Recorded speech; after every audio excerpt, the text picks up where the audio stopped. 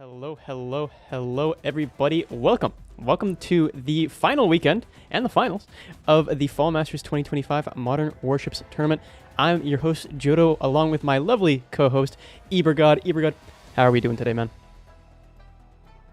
Oh, wait, okay, there we go. Hold on a second. Let me get the technical difficulties out of the way here. I tell you, man, these darn OBS is always trying to pray for my downfall, trying to get his audio up and running here, chat. But he is as excited as I am. I can tell just from the smile. All right, there we go. Test. Yep. Oh, hi. Okay. Can you hear me? There we go. Now we can hear him. All right, chat. You can hear him, right? All right. It's gonna be It's gonna be a delay for a little while, guys, but yeah, it should be good. It's a pleasure to be here with you today, Joro, and all the viewers, because these are the finals. Here we have the best teams and the best players of Modern Warships. So I'm excited for all the battles, and I hope everyone can enjoy the stream and claim your Twitch drops. Yes, guys, we have a new reward for you today. We have the camo. The Fall Master camo is the camo of this tournament, and yeah, Joro can show you this camo soon. Yeah, I'll be able to show you guys this camouflage. But first, before we get into that camouflage, make sure that like we were saying, connect to your drops or your accounts is very important to get those drops. But also, let's check out the bracket really quick just to get an idea of what's going on, what's happened throughout this tournament thus far. All right, looking at the bracket of the Fall Masters 2025 tournament. We saw last weekend a lot of matches go down. We had ICF and Fang. That was the first match, and it all went down. For a lot of these teams, we also had Crimson Phoenix to Theta, and I think that was our first day that kind of wrapped it up. So we had those 4 matches start off. That was the first day, Saturday last weekend, and then we watched the losers bracket go on. But now, what are we looking at now in terms of matches, Ibra? Well, it is going to be interesting. We will have the loser brackets first. And I wonder which is going to be the meta today, if they are going to stick to the same equipment that we saw the past weekend. Because it was really good. I mean, we saw that they are not using battleships anymore because they are scared of the ballistic missiles. But we saw different submarines. We saw the RF's Trash that is not equipped with ballistic missiles. Also, remember, guys, that there are some weapons and warships that are not allowed in this tournament. Basically, all the equipment that was released after the September update, all the event, weapons, missiles, cannons, warships, submarines, all the ranked store rewards. And yeah, let me remind you the drops that we have for today. Here we have an image. If Jodo, can you show it, please? Yeah, we got drops. Check it out. Yes, guys. So, for today, we have 2 days of premium account, supply of advanced consumables, 500 upgrade points, a stockpile of tactical consumables, and the Fall Masters camo. Yes, remember that you can claim your rewards today and also tomorrow, because tomorrow we will have the final of the Fall Masters tournament. Yeah, and if you guys want to see what this camouflage looks like on a ship, I would be happy to showcase it for you right here, right now. Let's check it out. So this is the camouflage that you guys will be earning, obviously on better ships than mine. But yeah, no, a very nice camouflage. What do you think about this camouflage, Ibro? I love it. I already told my viewers that I love this camo. I want it. In fact, I'm trying to collect my drops today. Yeah, exactly. And speaking of collecting your drops, like we've mentioned, make sure we don't want to see anyone leave with a frown. We are going to be streaming over a few days here, so well, over today and tomorrow. So you'll have ample opportunity to get the drops, but make sure that your account is connected so you don't miss out on this wonderful drop in particular. All right, getting back into what we're going to be seeing here today. Obviously, we already talked a little bit about what we're going to be seeing, but any predictions in terms of the losers bracket who you think might come out on top? Well, I don't want to make a prediction yet, but I can tell you that I'm really excited for the first semifinal, ICF and Team Zeta. Mhm. And also, I can see that the viewers are excited about this match too. Everyone is supporting their teams here. And here we have some of the maps that we will have. I mean, we have the maps in order. The first one will be Islands of Iceland. And also, the second one, Hidden Dragon. The third one, Greenland. The fourth map. Remember that this is best of 7. So the first team to reach 4 wins will advance to the next round. Storm Classic will be here. Also, New Storm, both of the maps. We will have the old version and the new version of Storm. Arid Frontier and the Polar Frontier. Those are going to be the maps. All right. So plenty of maps ahead of us here today, chat. Starting off with the Islands of Iceland. Waiting for the teams to get ready. I believe they just flipped the coin to see who would get what side, but it looks as though we're already seeing the sides determined. I'm not actually sure which team has chosen which, but I know that we have a Bravo and Alpha side here, so just waiting on the lobby, but that should be starting here shortly.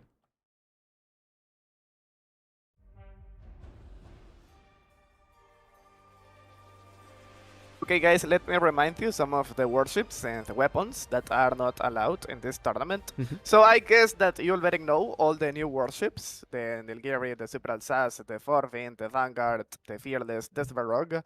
But there's also an exception with some warships that were here before these updates. Those are the USS Nemesis and the Charles de Gaulle. You already know that these carriers are equipped with 2 slots of strike fighters. That's why we are not going to see these aircraft carriers in action. Also, an assault landing ship like the CN-07X is not allowed in this tournament. The UXV Combatant, the Ocean Avenger, and the Vartini A2000. It is interesting because even though most of the Chronoplans are allowed in this tournament, they are not using a Chronoplan. They are using a hovercraft, the CN DX 125. We saw it maybe because of the smoke screen or the locked weapons. I mean, almost all the equipment is locked with that hovercraft. Only one slot with 2 missiles that can be changed there. But yeah, so far, with the mini battleship cannon that we have with that hovercraft, the grenade launcher, and the anti-flare missiles are really powerful and enough to destroy other warships. Also, some unmanned vessels are not allowed, basically the Pen Special Ramstorm and the Mars UEV. Some missiles like the Vramos NG, the Vramos ER, the K5, this new ballistic missile, the S-10 Granat nuclear missile, the Nasser missile, the MDCN, and also ballistic missiles like the R-39 and the R-29 Lashner. All right. Okay, some strike fighters here. Okay, do we have the code? Oh, yeah, the code, yeah. Already. I got it in, Yes. ready to go over to the lobby, but continue what you're talking about in terms of what equipment and what vehicles Okay, are allowed and what aren't. Sure. Some strike fighters are not allowed here. Those are the AV Harrier and also the AL-301. This is a new strike fighter that was added recently, this week actually. And yeah, it is really good, guys. We tried this strike fighter already. We have every type of weapon. We have the laser that can destroy air targets, surface targets. We have laser-guided missiles, anti-flare missiles, anti-submarine missiles, everything. There are a few problems that the viewers noticed that we have with this strike fighter regarding the balance, but I think it will be fixed. Also, some grenade launchers are not allowed here, like the Lars 2, the Stormer 2 Atlas. Drones, we have the S-70BM. And yeah, so far, those are most of the weapons. Also the Archer Cannon, which is one of the best cannons right now, is a new one, but is not allowed in this tournament too. Domer, there's also the Morskaljev. And the torpedoes, we have the Varun Astra and the Type 65 nuclear torpedo. That's the complete list of all the weapons and the warships that are prohibited for the Fall Masters tournament. All right. And here we have some players that are joining already. We have Tiger with the hovercraft, CNDX 125. Noob Queen with the Geoboxion. Yes, again, this warship. Roxanne with the Enterprise. The carrier here. And, okay, Sui is using the Ghost Commander. We saw that the Ghost Commander is way faster than the Enterprise. So we will see if that will be what will make a difference here. And the submarine, the CN Type 093 AG. So yes, they will use ballistic missiles. Remember that the ballistic missiles of this submarine are locked. That's why they have a good reload time, a good speed, but the area damage is less. Also, the general damage is low with this submarine. Here we have Julia with the frigate, the Smart 4000. About the equipment, there's an important role, and it is that both of the teams must use a submarine and also an aircraft carrier. Those warships must be in each team, and if they want, they can use the rest of classes like frigates, destroyers, cruisers, hovercrafts, ekranoplans, everything. Okay, we have more players here. The Fletcher, yes, with the 3 powerful cannons, and so with the Smart 4000. Alright, and it looks like the entire team of Fang has readied up.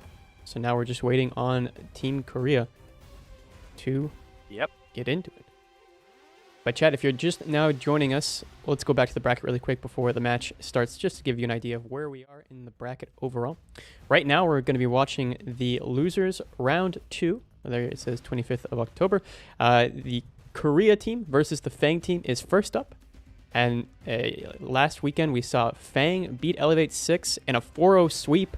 And so they moved on into this section of the bracket. And Korea actually got knocked out of the winners bracket by Team Theta. And so now they're playing against Team Fang. At this point, I would say that, I don't know. It's hard to say who comes out on top here, but I feel like the fans might be leaning more towards Team Korea, seeing as they were able to stay in the winners bracket for longer. But you never know.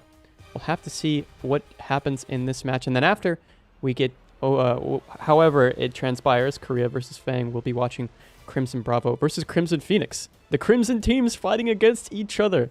Obviously, one spelled slightly different than the other, but still, we'll see which Crimson comes out on top. All right.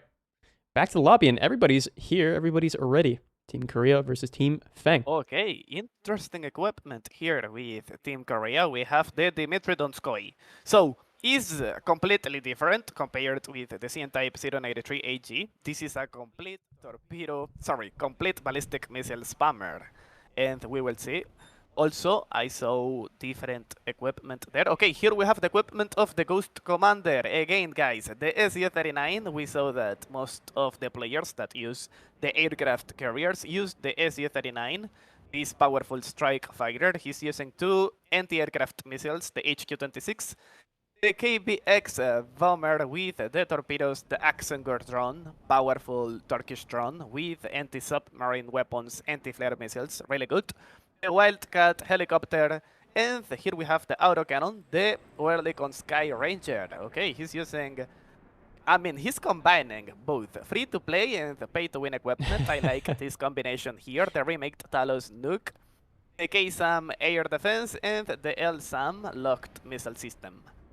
Here we have the equipment of Roxanne with the Enterprise, using the RBU 2500 grenade launcher to destroy submarines and torpedoes. The SU-39 again, the same strike fighter, but a different fighter. Ooh! Oh my goodness, look at the durability of Roxanne is going down. Yeah, I guess those are the ballistic missiles in action. Ooh, and it is still decreasing. Yeah, it looks like it's Tiger and Julia doing decent damage to Roxanne there. Yes. And look at the durability of Julia, 100,000. Okay, now she's using repair kits. Yeah, but Roxanne's still not able to get a break at all. And that's going to have Roxanne go down, the first player of the match to go down. So this is an awful start for Team Korea thus far. Again, Team Korea being on the right and Team Fang on the left here. Looking at the submarines, what do you notice there, Ibra? Okay, can we check Can you press tab so we can check Yeah. who was the one that destroyed the carrier? It was And Noob look, Queen. it was the Geovoxian. I thought it was the submarine with the ballistic missiles. No, but it's the But yeah. Geovoxen from Noob Queen was able to take out the carrier and still has most of their durability left. So they were able to get away with it pretty scot-free. I think Julia took most of the damage there in order for Noob Queen to attack the carrier. Yes, we can see that the CN-type 093 AG is using 4 Akja torpedoes. What about the submarine of Team Korea? Using the Dmitry Bulava. Donskoy? Classic. The Bulava Yeah. ballistic missile. Yes, We've seen the guys, Bulava remember come out that. several times. Yes, Last weekend, absolutely. and then no surprise this weekend. We have one of the highest damage and also the highest area damage. Is really impressive, this missile. And 2 Akja torpedoes. Nice. Yeah, and we're actually seeing kind of a surprising start here. I mean, having that carrier go down so early, it still seems like Team Korea is now forced to play much more aggressively than they might have liked. But look at this. We are seeing the submarine. It's getting chased down, but it's coming in with a flank on Team Korea here. N5 could really be an upset if Team Korea doesn't take him out here, right now. Yep. And Rabbit might go down. Yeah. 12,000 points, but yeah, he's gone with the grenade launchers. That's tough. Also, the durability of the submarine of Team Fang is gone. Yeah, he was destroyed. 4 versus 3 now.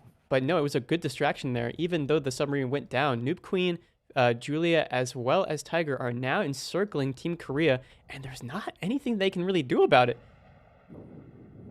Yeah, it seems as though Team Korea will go down with a whisper here in round 1. I'm not sure. They actually do take out Noob Queen, so now it's 3v3. 3 versus 3. Now it's a 2 versus 3, as we did see. I think we just saw Azure go down for Team Korea. Yeah, can we check the equipment of Julia? Yeah, let's check the equipment of Julia on Smart 4000. 4000. Yeah. Using laser-guided missiles, the HVEP. Such a good Japanese laser-guided missile with a good reload time and good damage. The HQ-26 anti-aircraft missile. We have the Auto Melara railgun. Kraken goes down. So Team Korea only has 1 player left, and that's Azure.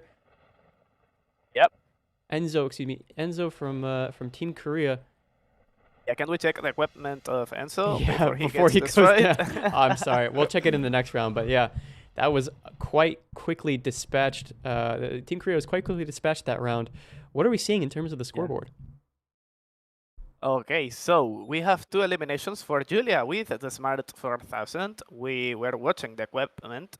She was combining laser-guided missiles with anti-aircraft missiles, the HQ-26. And 2 eliminations for Tiger with the hovercraft. Once again, we see the hovercraft dominating. Normally is up there with 2 eliminations and a high damage with all of the teams. And we have another elimination for Noob Queen with the Geovoxian. That was really, really good. All right. Well, that was the first round going to Team Fang. And so we'll see in the next one what happens. But right now, Team Fang up 1 against Team Korea.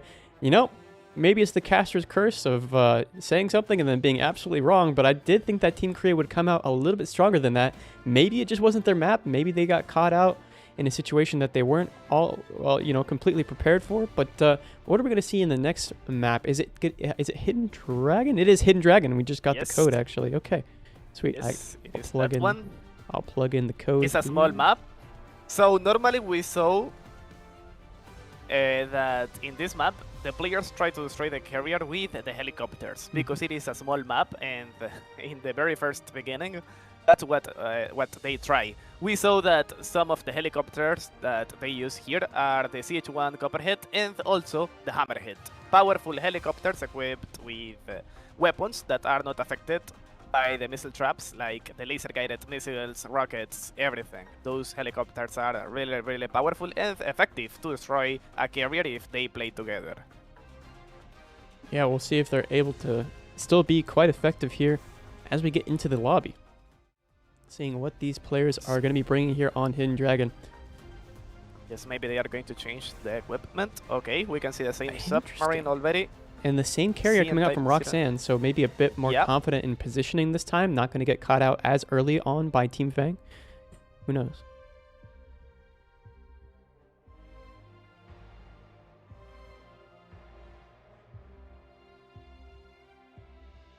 The Geoboxon is here, Noob Queen.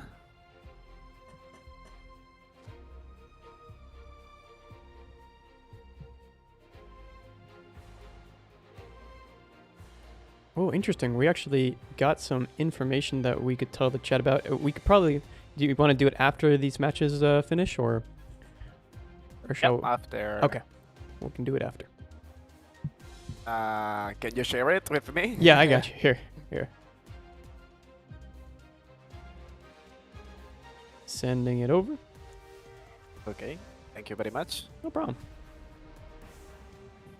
All right, looking at the team composition thus far, seems as though everybody is sticking to their guns, or what we saw last time. Actually, wait a second. I think we saw. I feel like we saw Zui in a carrier, but this time around they're using the well, we saw them in a different carrier, but now they're using the DCNS Evolved. So an interesting.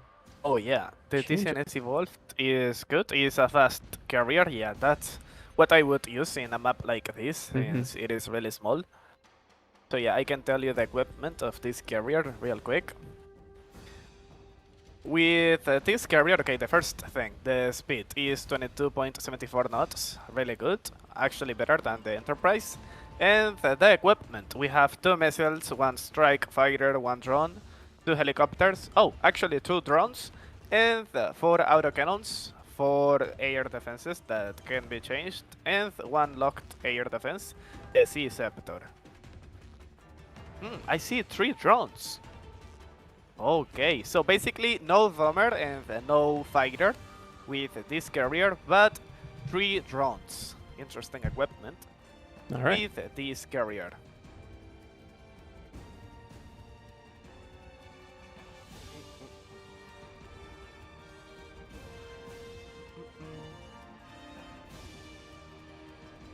Okay, Vittorio Veneto, Smart 4000, the hovercraft, and Team Korea again with the Dmitry Donskoy. Okay, interesting.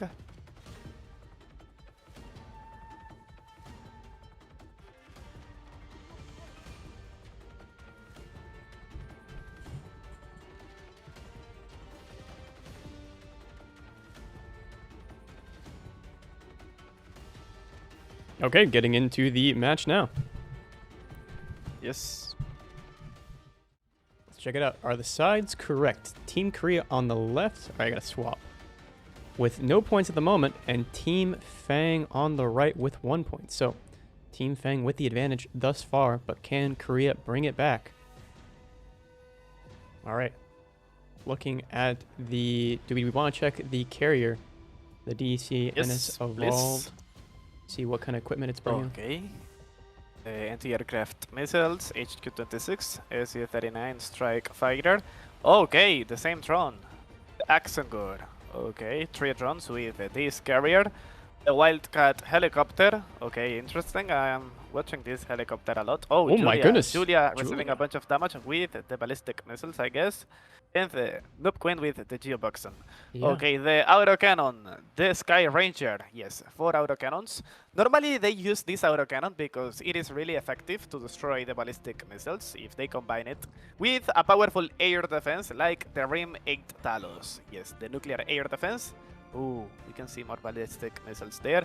The V-21 there. And Yeah, it takes a some decent damage. chunk out of Julia there. Oh my goodness, Yeah. and another ballistic missile. Julia has to run here.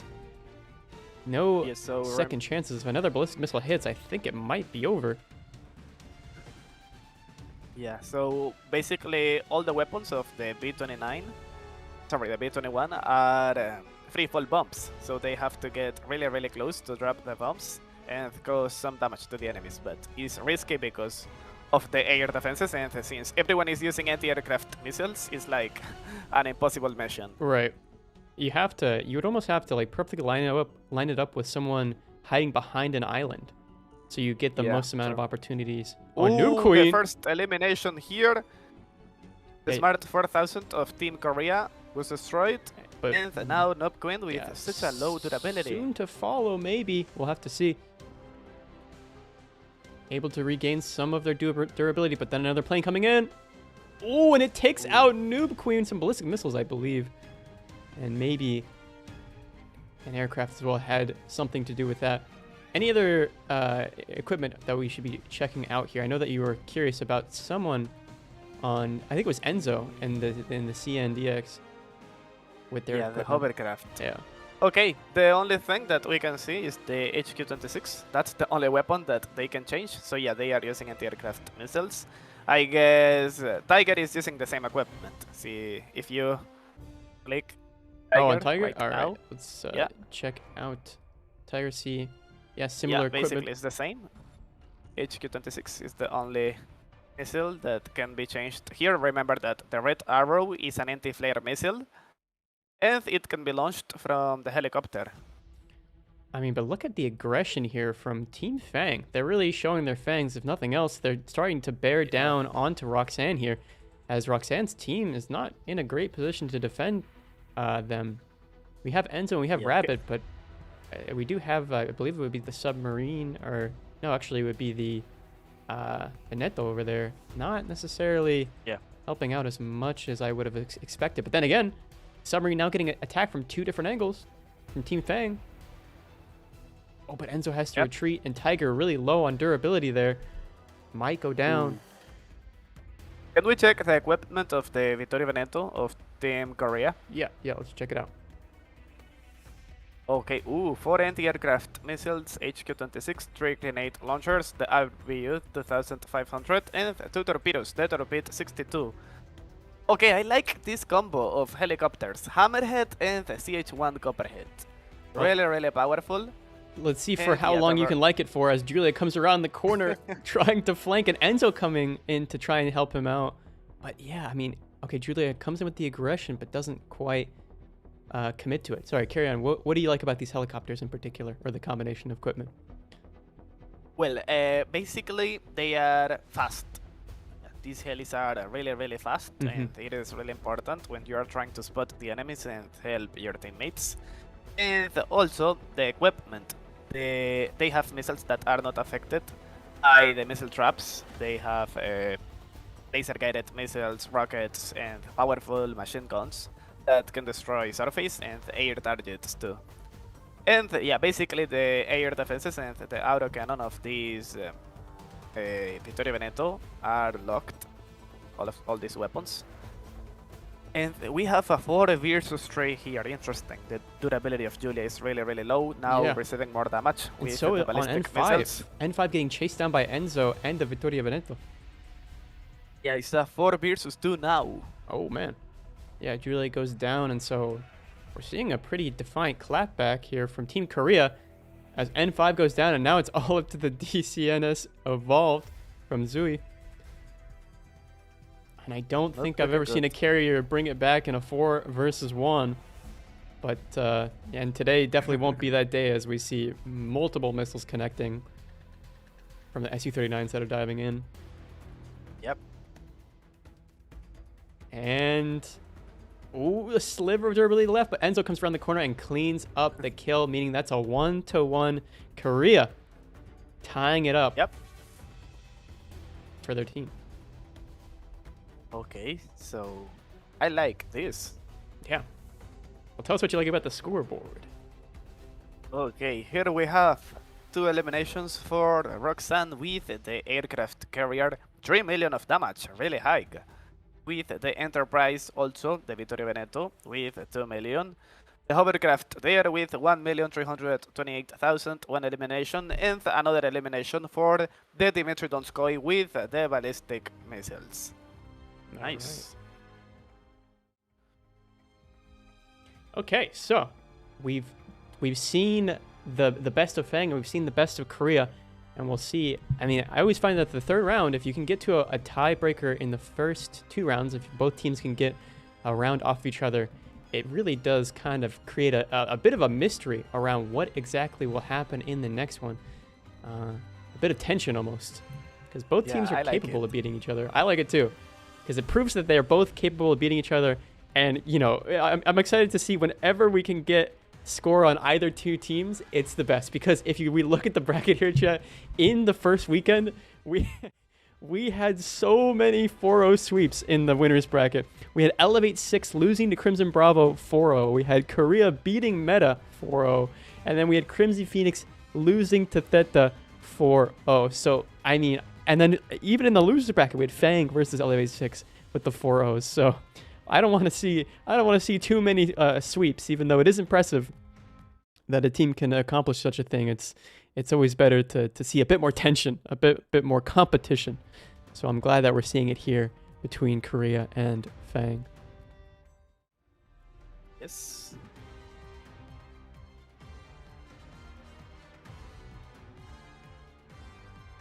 All right. Okay, we have a code already. The next map will be Greenland. Greenland. All right.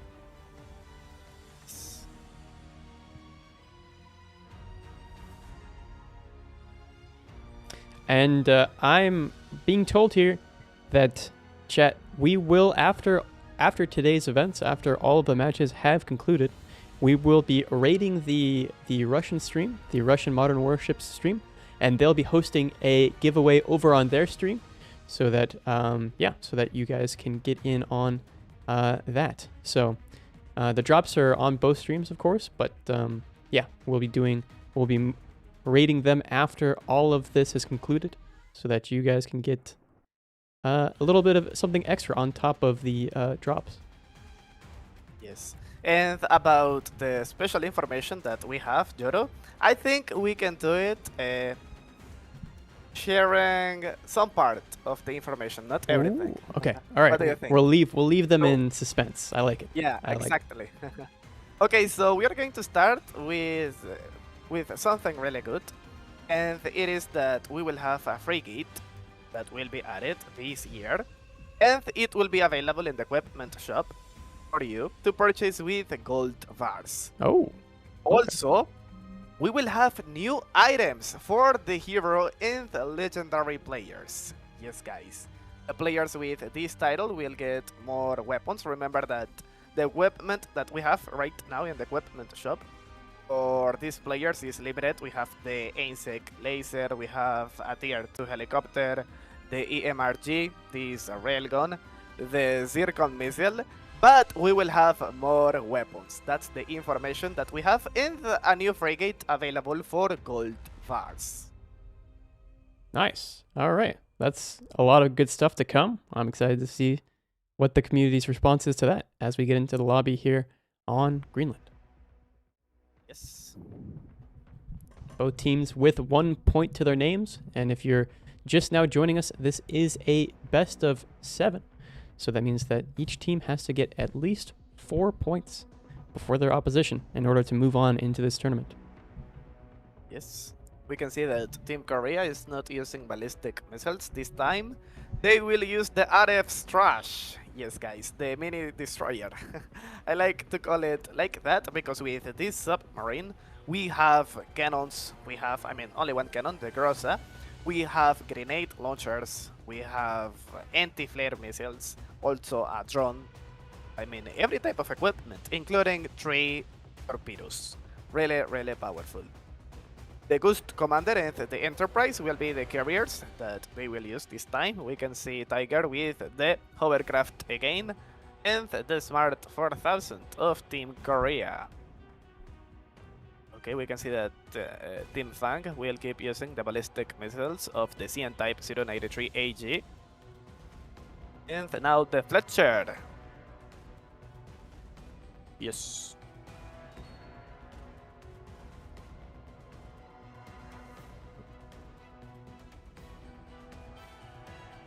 All right, now it's 4-4, waiting for the last players to join in here.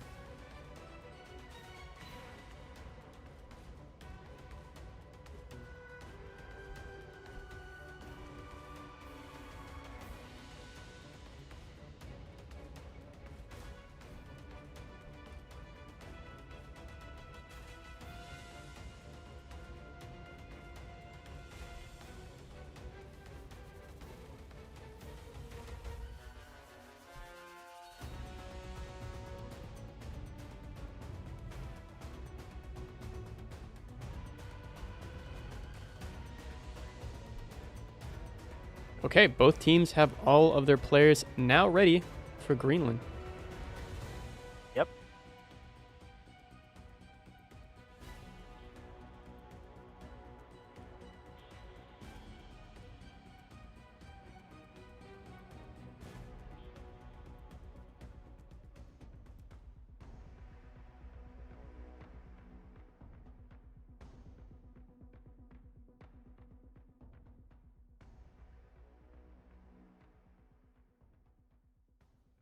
I would say the best two teams.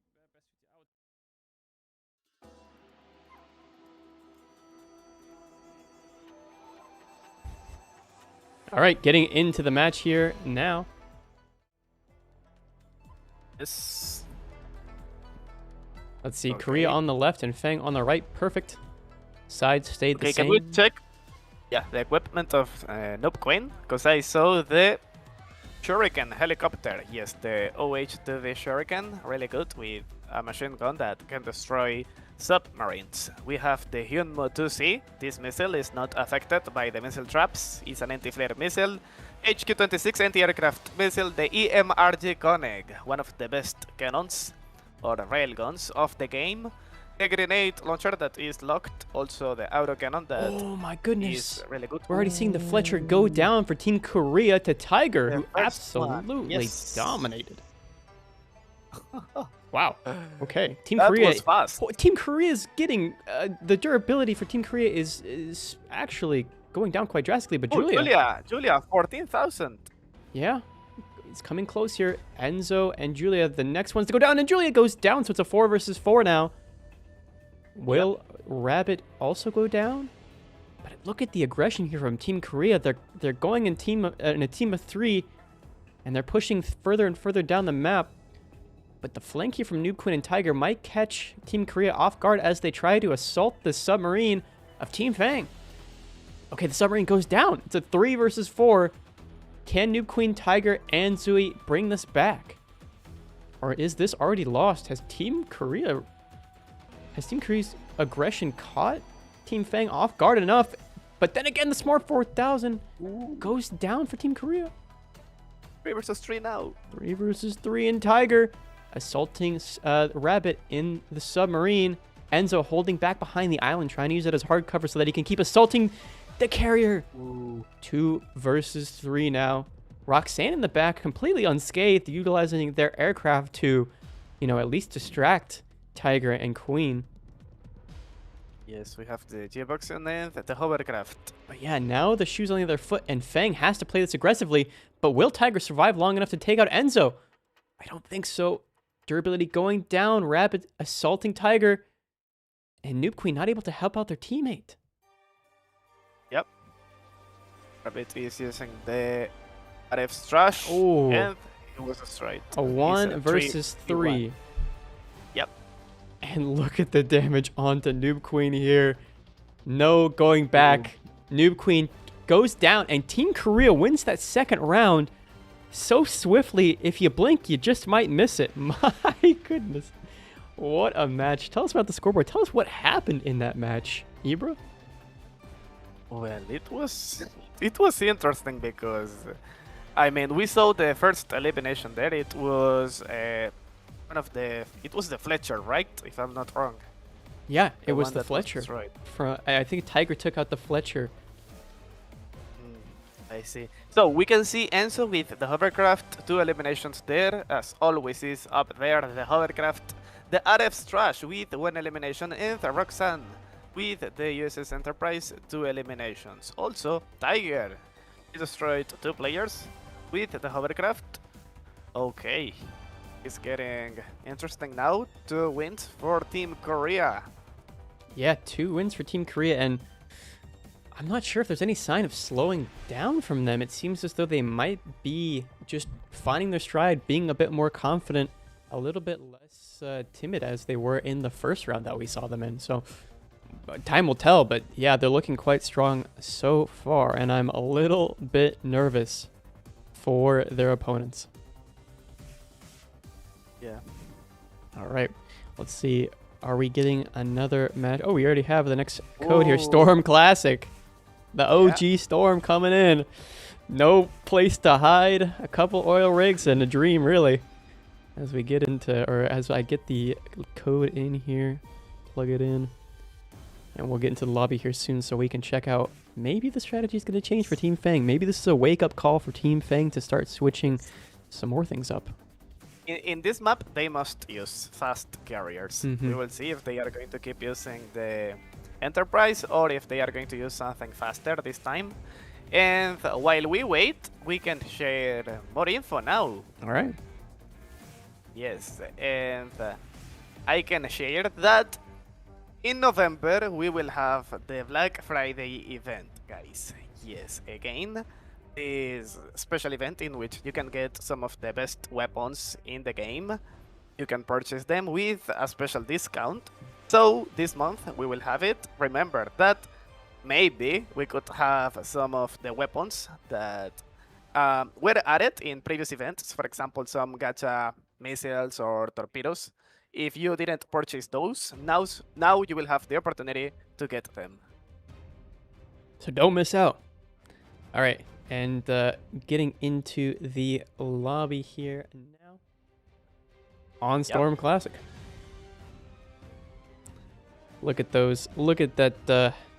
Those oil rigs. We're gonna see some. I'm assuming at least 2 players, as we've seen several times before. At least 2 players try and rush the oil rigs, because that's all you can really fit behind them. There's not space for 3 people, but yeah, we'll have to see what strategies come out from either of these teams.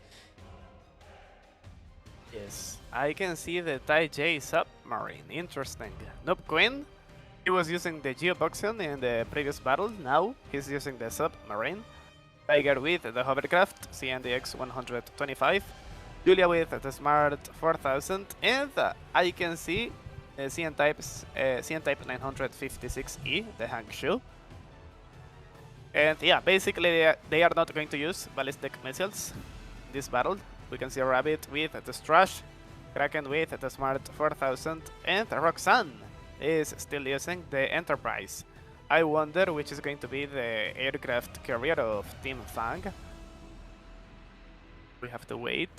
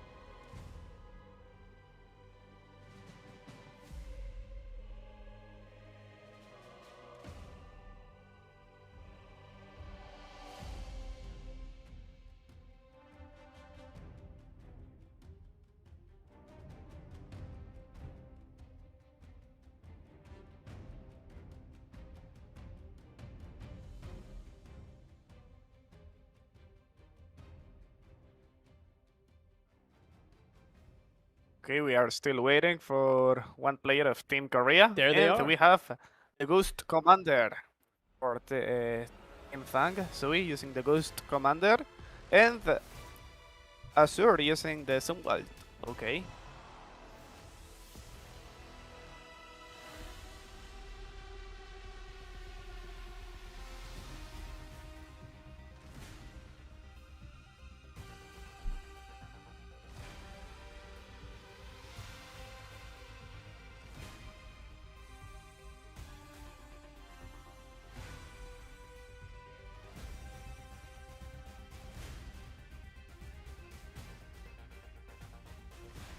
Oh, we're getting into the match here. Sorry, you know what? That's on me. Getting into the match, the submarine. Getting close to the oil rigs very quickly on here. Yeah, the Tai J is really fast. I guess that's one of the reasons why they are using it. Yep, Tai J quite quick here. And the sides are not correct. We're actually seeing Korea on the right and Fang on the left there, so that should be fixed right about now. Yep. What are we looking at in terms of equipment? Anything we want to check out here? Maybe the carriers? The Type J submarine Oh, first. Type J I submarine. want to see the torpedoes. Yep. I mean, there's only one slot of torpedoes that can be changed here. Yeah, of course, the Akja. So it is a full anti-torpedo decoy build with the Type 18. This torpedo is not affected by the torpedo decoys, and the Type J is a fast submarine. This is really good. And yeah, they are using the RF trash. We can see the Zumwalt. Yeah, I want to check the equipment of the Zumwalt. Maybe. Okay, Mark 42 cannon and 5 nuclear missiles, the ASN-4G. But not for long. Such a Oh my. low durability now. And he's going to go down in the next volley. Right. Down goes the yeah. Zumwalt. Wow, that's brutal. Yeah, what about the equipment of the Hangzhou? The Of equipment. Team Fang. Let's check it out here. Of the Hangzhou. Yep, there it is. Yep. Mako missile. Okay. I think it is the first time that I see this missile in this tournament. Is a powerful missile with a good reload time. Is less than 5 seconds. Enzo receiving a bunch of damage there. And goes down. No, Team Fang dominating on this map. Yeah. 2 versus 5 now. Absolutely. Yeah.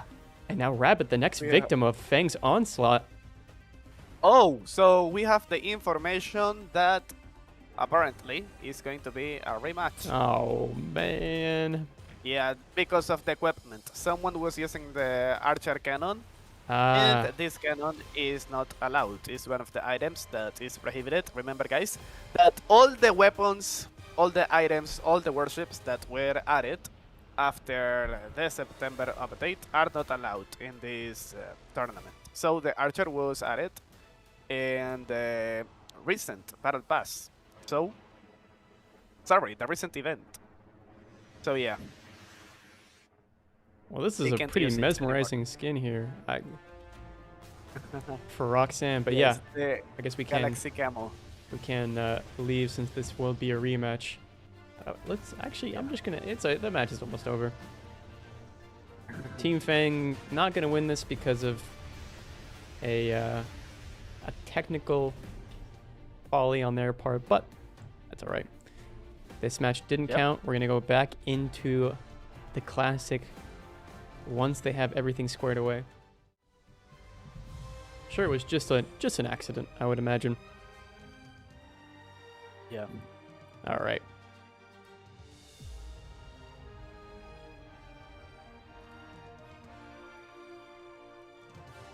Okay, we have a code. I'm gonna share it with you. Yes, please. Thank you.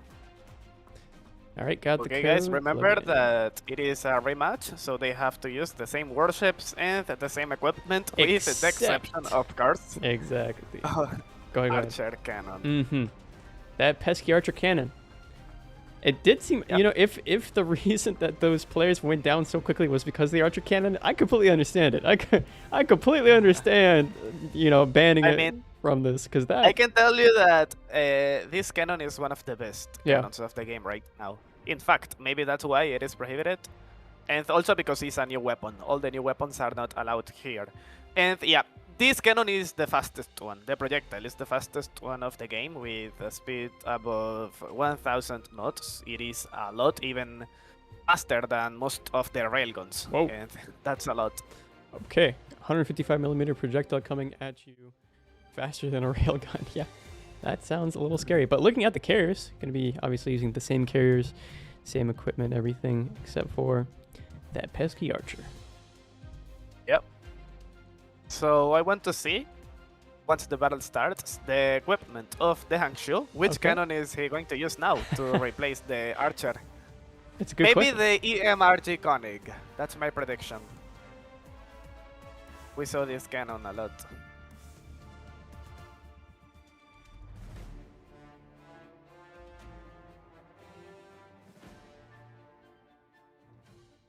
Yeah, even chat was pointing it out. They were asking why the archer is allowed in. Yeah. All right. Well, yeah, it was. I'm sure it was a simple mistake. We've seen this player in particular using a submarine for most of the time, so maybe they just simply forgot that they had it on their on their Type 95 6E. Yep. Give them the benefit of the doubt. So we have all the players of Team Korea here already with the same warships that they were using in the previous battle. And only one player left for Team Fang. Hangshu is here.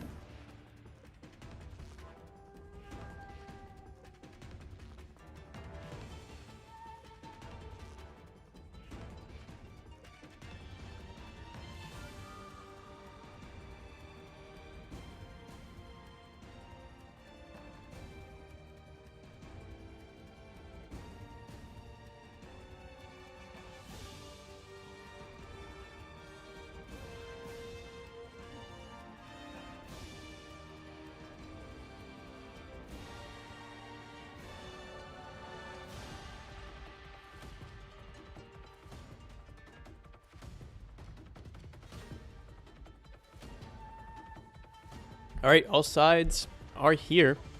We do have Team Fang that readied up. Will Team Korea reciprocate here?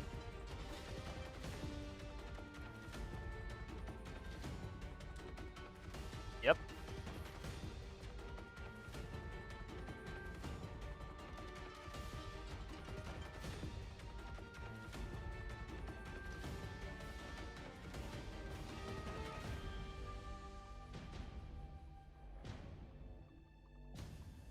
Okay. Still not ready up.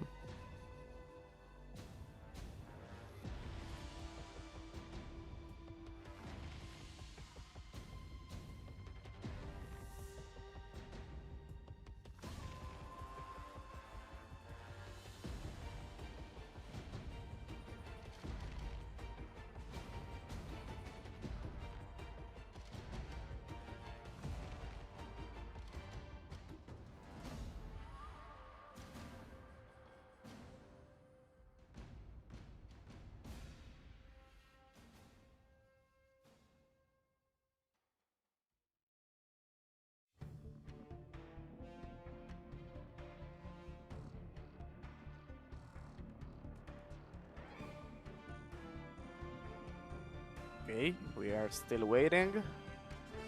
Seems as though there's a bit of confusion as to what exactly was the situation. Obviously, they know that there was a prohibited item, but I think they're questioning whether it was Team Korea that asked for a rematch because of it, or if it was the fault of Team Fang. Which I think in this case you probably just remove. Listen, I'm not the overall official here, but maybe for that mistake you remove the ability for them in this set to have a rematch if there is some other issue. I think the same. I think that seems fair.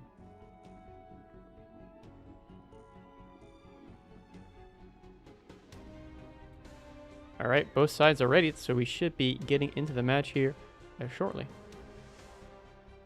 Yep. There we go. Storm Classic again, guys. Mm-hmm. Storm Classic. The sides are correct. Korea with 2 points and Fang with 1. We'll see if Fang is able to tie out the score like they did in their discounted round last time. Yes. What about Oh, right. equipment of the show this time? We did want to check out the equipment. There we go. The SH-16. Okay, the SH-16. Mm-hmm. Okay, it's a good cannon. But with is a it good fire enough? rate and good damage? Yeah, this one is allowed. Yeah. Oh my. Missile. They're all focusing Julia here in the early game, even though Noob Queen is a little bit farther forward. But yeah, Julia taking some durability damage. And so is, who is that over there in that corner? It looks like that's the Smart 4000 for Team Korea. Yep. That might go down here. 50,000 points Yeah. of durability. Getting focused, but then, ooh, more durability getting knocked off. A sliver of durability left. Will the next round that connects take them out?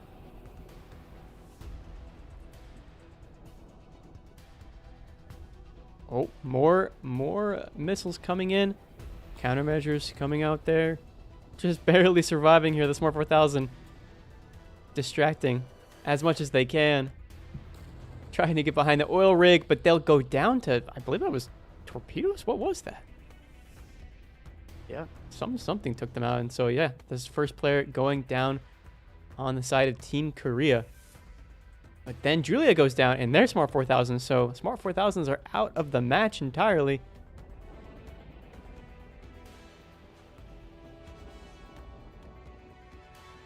And we're seeing Tiger taking some durability damage as well as N5 in that Type 95's. Oh, more damage.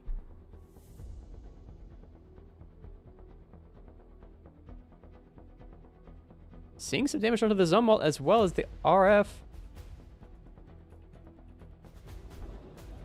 But everybody seems like they're in a bit of a deadlock. Oh, but never mind. We do see the Zumwalt go down. So it's a 3 versus 4 now. The Type 95 here for Team Fang might be the next victim. Yes. And yeah, And they will it go was down. a strike. So it's a 3 versus 3. You have the carriers to left, and you have the submarines, as well as the And the hovercraft. CNDXs. Yeah, the same warships for It's- each team. Yeah. Modern mirrored ships at this point, as both teams are exactly the same. Enzo, and positioning-wise, we have Noob Queen and Enzo playing behind the oil rigs. We have on the right side here, Tiger, and on the left, Rabbit. Everybody's almost identically mirroring each other. But oh no, the carrier here for Team Fang is getting caught out. That's a bad sign for Team Fang if they can't defend. Rabbit's going to keep focusing the carrier, and they can't escape.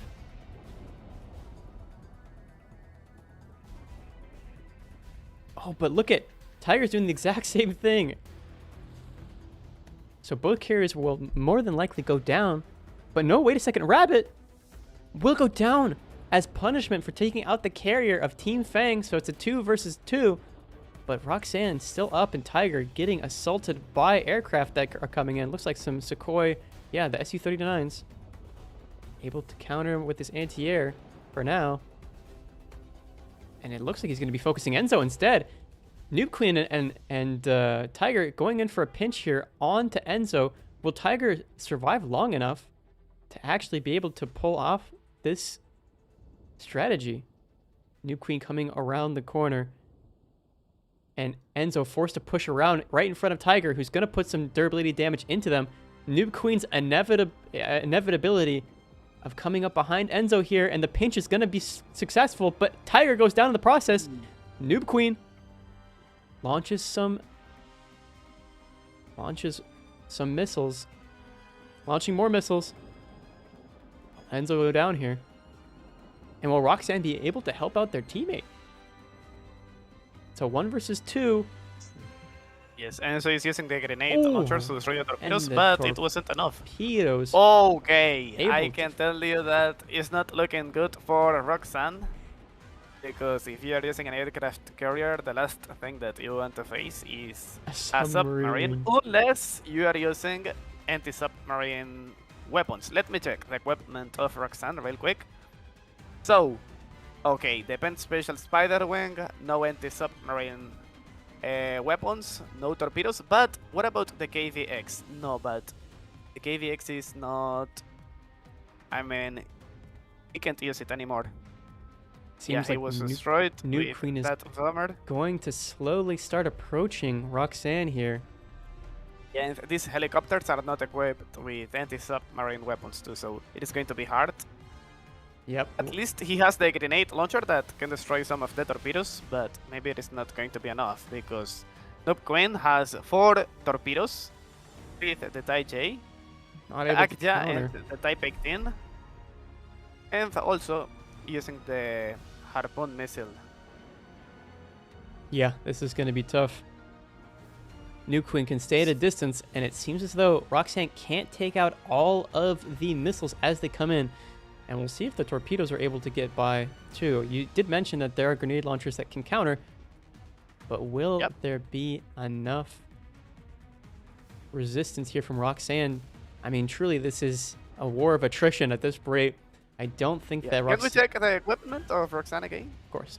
Want to see something? Oh, yeah. I mean, he's using the AFDS autocannon. Basically, this is the best weapon of the game to destroy the torpedoes. It's an autocannon to destroy the torpedoes automatically. He has to use the grenade launcher only to destroy the submarine, and yeah, sometimes the torpedoes if those are not destroyed by the autocannon, but I guess he's good for now. Yeah, he's good for now, but at the same time, Noob's Queen's missiles are getting through every once in a while, putting some damage onto Roxanne. And so I think slowly but surely we'll see Roxanne go down here. Then again, look at the... Oh, wait a second. Roxanne, if they're able to stall for the next 3 minutes, they could in fact win the game, as the damage is in the favor of Team Korea. But look at the missile damage coming out here from Noob Queen. Oh, able to counter all the missiles that time. Okay. The durability of Roxanne is not that good. No, it 2 isn't. minutes and 30 seconds, I think it's not going to be enough time. It isn't, but it looks like Noob Queen's getting desperate and only launching 2 missiles at a time. Wait, no, there's their volley of... Oh, okay, countermeasures coming out. The missiles don't connect. Another volley. Oh, and one of them gets through. Yeah, this is not looking good for Roxanne, like you're saying. 2 minutes left. More countermeasures. Able to stop the torpedoes from getting through. But again, the closer Noob Queen gets, the worse off Roxanne will be, because those missiles will not be able to be countered as quickly. And so 2 of them just got through. Durability going down. It's past the halfway mark for Roxanne. Yeah. The SU-39 is not equipped with any anti-submarine weapon, only anti-flare missiles and anti-aircraft missiles. So yeah, basically the only weapons are defensive weapons, the grenade launchers and the AFTS. Yeah. Because he can't use the Vommer anymore, and that Vommer is the best anti-submarine weapon, with 4 torpedoes that are not affected by the torpedo decoys, the Tiger Shark of the KBX. But look at Noob Queen getting closer and closer, but still not sealing. Okay, 1 minute. The deal. 1 minute. Like I'm saying, that's what I'm saying. There's some tension in the air here, tension in the water. As Noob Queen launches 2 missiles and they connect squarely onto the bow there of Roxanne. Roxanne has to start running away here. I mean, it's going to be hard, right? Because it is a carrier, but still, just putting also remember that the oxygen is not unlimited for Noob Queen. Yeah. But look at this. Look at 50 seconds on the board. Durability, only 100,000 left. Oh man, this is going to be close. This is going to be brutal for Roxanne. More. Oh, they countered all of the missiles that time. Yeah. He's using 6 lasers, the HPLS and the Alka. Oh, the sliver of durability left, 24,000. One more missile will seal the deal. And Team Korea will go 20 down. seconds. 20 seconds, but no! Team Korea loses it, and Team Fang ties that up in the war of attrition. Wow. Wow. Okay, but it is interesting because in the previous matches we saw that there was one team that was dominating, but for these 2 teams, we see that they are winning each battle. 2 victories for Team Fang and 2 victories for Team Korea. I like it. We can see Noob Queen there with the highest damage for his team. 2 million of damage, 2 eliminations, 1 elimination for the Hangshu, and 2 for the Ghost Commander. While Roxanne, look at this damage. I think this is the highest one so far in this tournament. 4,838,000 points, almost 5 million. Wow. It is impressive. And only 1 elimination. Look. Enzo with another one. Zumwalt with another elimination, 1 million. And Rabbit using the RF's trash, another elimination. Okay. Such a good battle. So I'm pretty sure that the viewers enjoyed this one. I mean, if the viewers didn't, I know I did for sure. That was tense. I didn't know which way the pendulum would swing into the favor of Korea once again, or if we would see Fang bring it back. But yeah, I mean, we were able to see the submarine clutch there, and an impressive display of just getting close enough that the carrier could not react in time. Okay, I have news for you. Oh, We have the code, and also the next map will be Storm again, okay. but not the OG version. No OG. All right. New Storm. That's Mm. how they call it now. All right, let's get that on the board here really quick. See what these players have in store in terms of, basically, well, for all intents and purposes, a very similar map to what we just saw. So we'll see if we have the end result be the same as we saw last time. But Roxanne doubling down with the Enterprise. Yes. While we wait, I can share more important information Oh, for go all ahead. the viewers. Go ahead. Here, let me switch over to the intermission just so they get your. All right. So, in December, the main tournament of the year will take place with an epic prize pool, Global Masters 2025, according to the previously published plan. Teams that placed in the prize spots of the Summer Masters and Fall Masters, I mean the first and the second place, will receive direct invitations to the playoff stage of this tournament. There are only 8 such invitations in total due to limited time. Okay, that's what we have over here, and we have 2 tickets for the Summer Masters winners and the second place, Team Theta and Stage. Also 2 tickets for the first place and the second place of the Fall Masters tournament. And we have 2 tickets for the Warhawk Masters 2025 tournament, first and second place. This tournament will take place in November on the Warhawk server. Also, 2 tickets for another server. It is the MWLC. This is another master tournament for the Chinese players. Oh. The first and second place will receive invitations for this major tournament. All right, nice. Getting back into the lobby now. Only 2 players for either side, so it seems as though the intensity from that last match maybe requiring a bit of a break, a bit of a breather for either team here. Yes. And I can see a new submarine here. I mean, it is not that new, but it is new for this tournament. The CN Type 039C. So basically with this submarine, we have no missiles, only torpedoes. Yes, 2 of these torpedoes are locked and they are not affected by the torpedo decoys. And it's a good submarine, in fact, it is my favorite one, with good stats, good speed, good... I mean, everything is good, and is a torpedo spammer. Okay, CNDX 125, Smart 4000, Admiral Ushakov, the free-to-play equipment here in the tournament too, interesting. The Admiral Ushakov is one of the best free-to-play warships of the game. And there we have Julia, Smart 4000, Sui, Ghost Commander, Nob Queen with the Tai J again. Maybe the strategy will work with this submarine again. And Tiger with the hovercraft. So basically we are waiting for another player of Team Fang. Want to see the equipment that they will use with that warship. Someone is asking if it is a rematch. No, this is the new version of the Storm map. The previous battle was in Storm Classic. You will see the difference. I mean, I don't know if you can notice, but in the minimap, you can see the 4 oil rigs. And with Storm Classic, there's only 1 oil rig per team.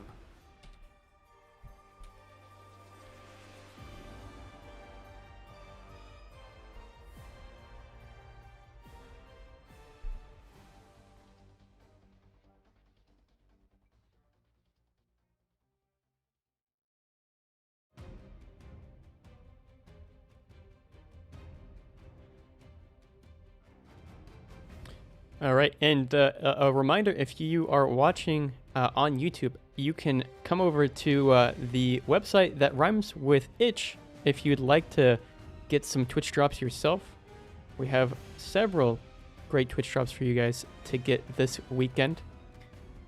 We can actually, while we wait for the teams, we could probably just showcase that one more time for the people in the back.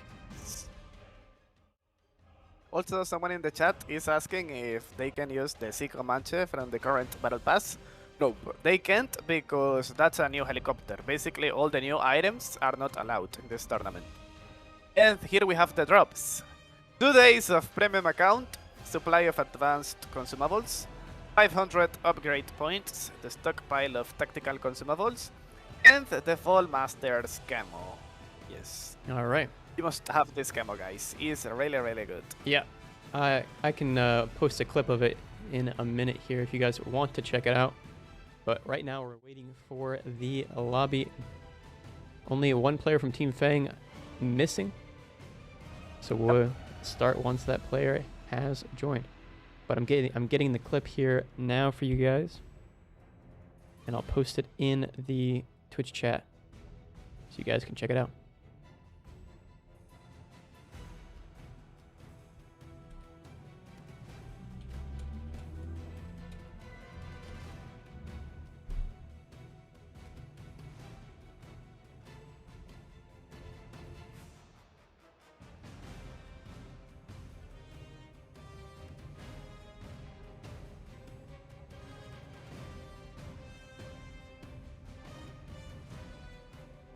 Okay, apparently the player of Team Fang that we are waiting is having some internet issues.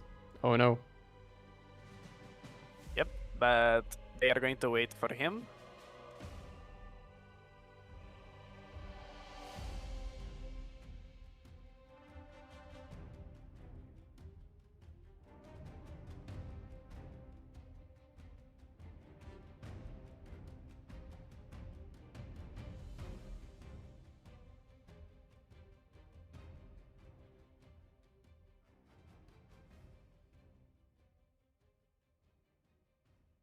In these types of situations, do these teams generally have alternates that they can bring in, or? Yeah. Okay. They should. Because it's a role, but some teams don't have another player there. But yeah, they have a reserve player. I don't know if it is the case of Team Fang.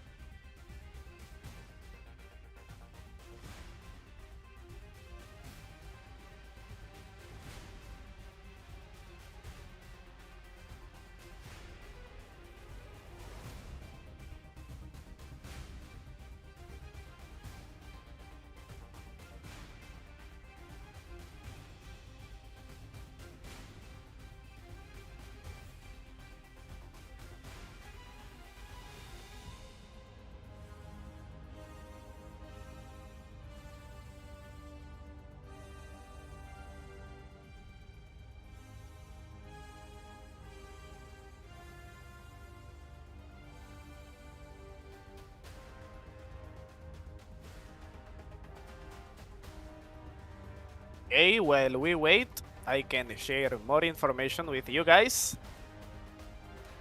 So, the clan wars are currently under active development. Oh. Yes, guys, we will have clan wars soon in Modern Warships. Also, with the November update, we will have the decals. Yes, I guess Joro is familiar with this already because we have those in War Thunder. But now we will have this unique feature in Modern Warships. So, a new unique collection of decals is planned for each month. New decals are also planned for the Global Masters Tournament, which will take place in December. I wonder how many decal slots they'll give you guys. Yeah, I think in War Thunder we have 4. So we'll have to see how many they give you guys.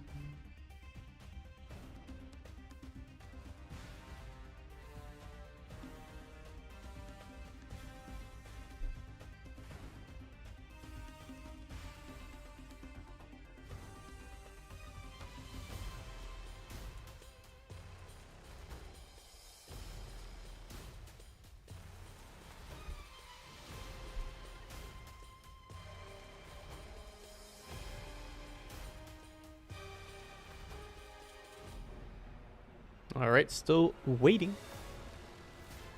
Yes. with. Oh,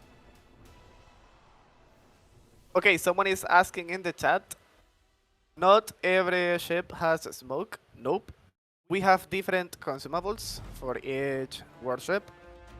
For example, for the hovercrafts and also the cranoplans, normally we have smoke screen. For some battleships that are slow, we have the engine boost and the warship will go faster. Also, there's the electronic warfare that is available for some strike fighters. It is not available for all the strike fighters too. So yeah, basically there are specific warships with specific consumables. Yes guys, Clan Wars, we will have those soon in the game. Also remember that in the previous tournament we already announced a new damage system in the game with modules, but keeping the simplistic aspect of Modern Warships, it will be interesting to play with that update. Also, the super cavitating torpedoes will be added. So many updates. I'm really excited for the future of Modern Warships.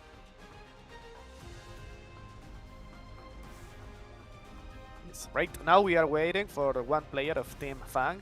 Apparently he has some connection issues. That's why we are waiting for him. Because we don't want to see a 4 versus 5. These No. battles are really good.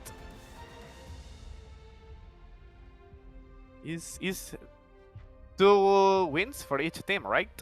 yeah, it's 2-2 at the moment. With I believe it was Team Fang winning the last round against Team Korea. Oh, I see.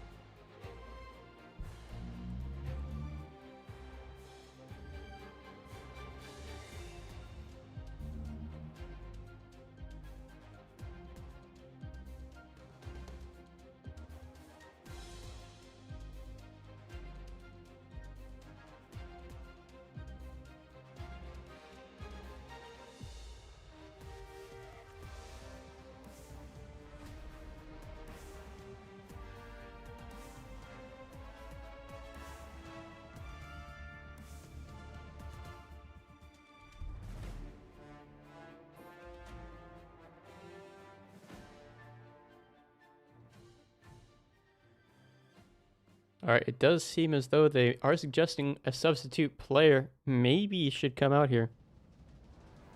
Okay.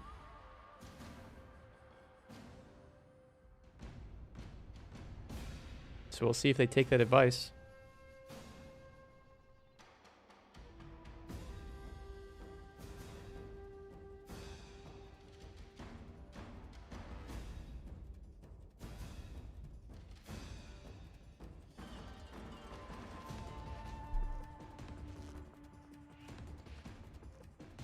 Oh, so basically, the player that is trying to join is actually the substitute player.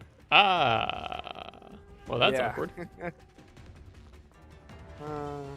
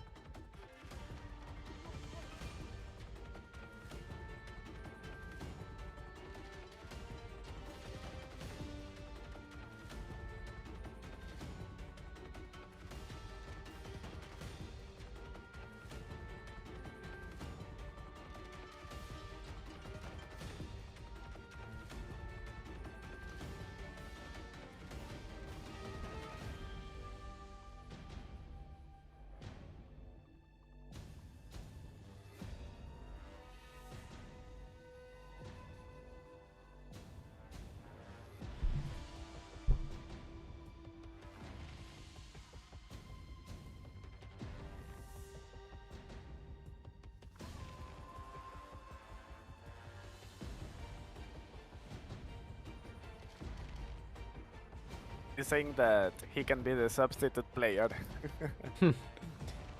We have some volunteers. Yeah. Okay.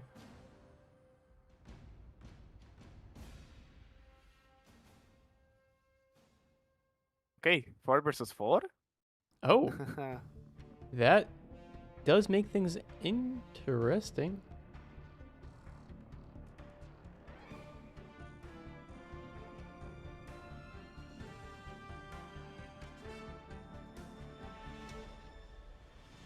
Well, I guess that kind of begs the question: if you were to make it a 4 versus 4, which vessel would you sacrifice from your team? That's an interesting question. Yeah, because each one of them plays a role in 5, in groups of 5. But which one could you play without?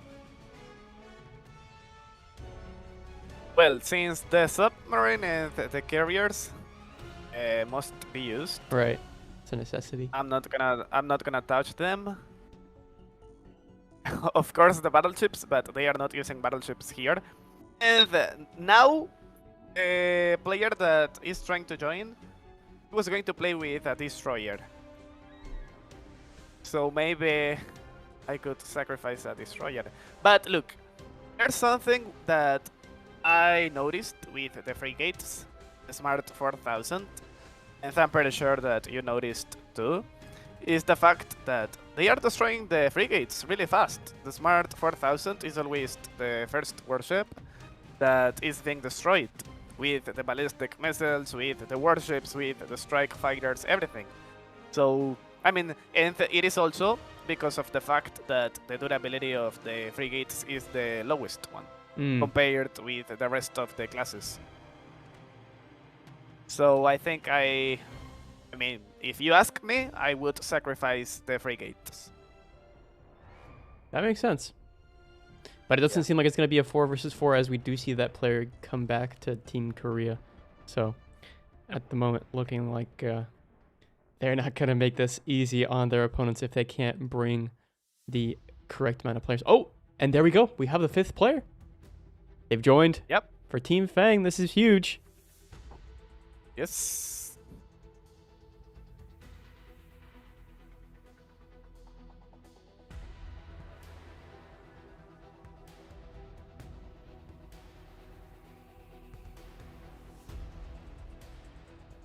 Okay, all the players are here, guys. It's going to be a 5v5.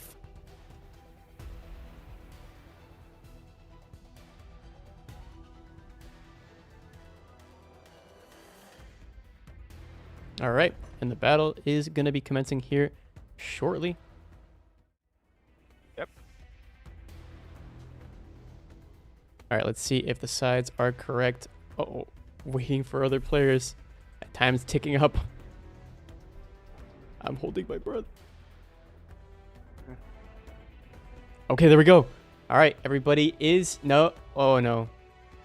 Wait. What?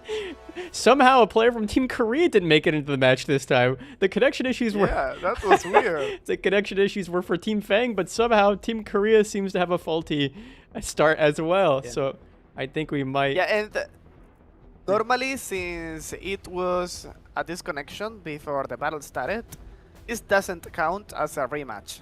Oh. Yep. Well, that's brutal. Oh, so yeah, you can leave. Yep, people leaving. All right. Let's swap back over to intermission.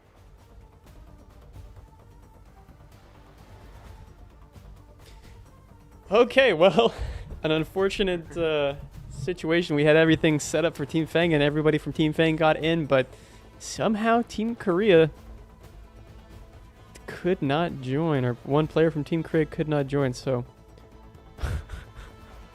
very unfortunate situation we have on our hands here. But of course we'll be saying, yeah, this is just going to be the same map, I would imagine. Yep. We have a code. Do you have it? I do. All right. Okay, nice.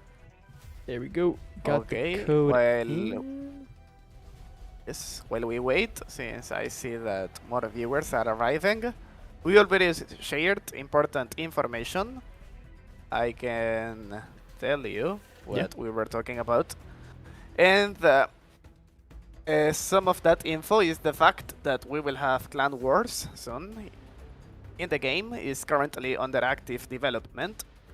Also, a new frigate will be available for gold bars soon in the game. We will have the Black Friday event in November. Yes, guys. And we will have decals with the November update as well. So many items, so many new features with the game recently. I like it. The devs are keeping the game fresh, and that's something that I like about Modern Warships. Yeah, no, I think that there's a lot of good things to come here for Modern Warships. And I'm actually quite curious to see how exactly they'll implement what we were mentioning earlier. I believe was squadron battles of sorts. Am I saying that correctly? Or it was some type of battle. Clan battles. Wars? Clan battles, maybe it was. Yeah. That's what it is. I was using a term from War Thunder. All right. Let's see. Getting into the lobby once again. Hopefully. Okay, Team Korea now readied up. And we're just waiting on Team Fang once again. Yes.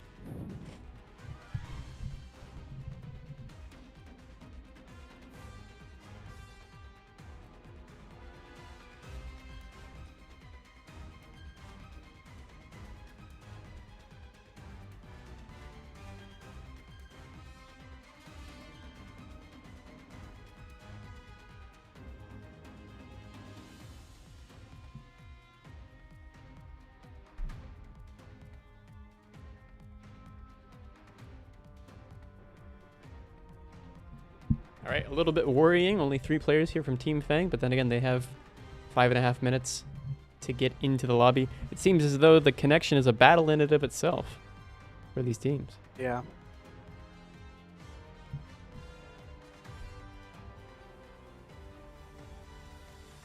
All right, Team Korea has readied up. Only waiting on 1 player for Team Fang.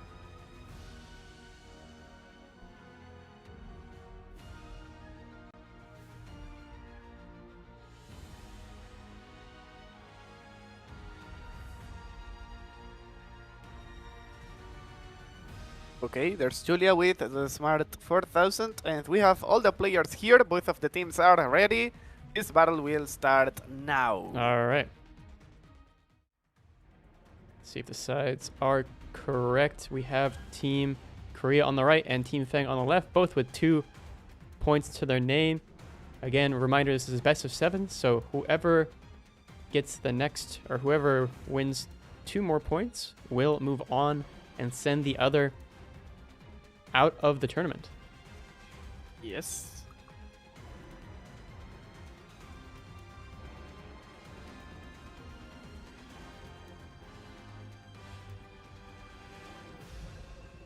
Okay, I feel like the battles in this map are less frenetic compared with the OG. Yeah. The OG Storm Classic. Since there are more covers. Definitely less aggressive plays thus far, but it does seem as though we're seeing Enzo, as well as, I believe that's the Smart... Oh no, that's the CNDX for Team Korea, moving up towards the oil rigs here. Trying to find hard cover.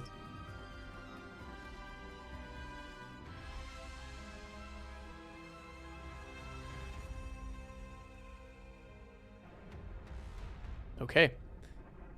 Enzo hiding squarely behind the oil rigs, and so is New Queen now. Yeah, New Queen able to slip underneath the waves and get to the oil rig. Now able to start launching munitions off themselves. But look at this. We're seeing Team Fang kind of stranded out in the open. Ooh, the Ghost Commander. The durability is 100,000. 20,000 is Oh, gone. and it goes down. Yeah. The carrier I didn't of catch that. Team Fang was What? destroyed. Well, that's a pretty bad start here for Team Fang. We'll have to see if that continues to be a bad omen for them, or if they're able to take out some players that they desperately need to even out the score for. So far, we're seeing Team Korea playing very grouped up together. Obviously, we have Rabbit in the submarine isolated over there, but he's going to be fine.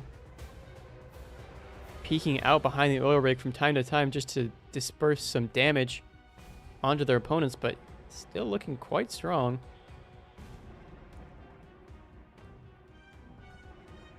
Tiger able to put some rounds into their opposition in the CNDX. Yep. But yeah, pretty contested so far. We're actually seeing N5 in the back there. Almost going to be going down here. Ooh, yeah, the Hangzhou. And also Julia with the smart 4000 is receiving a lot of damage there. Yeah.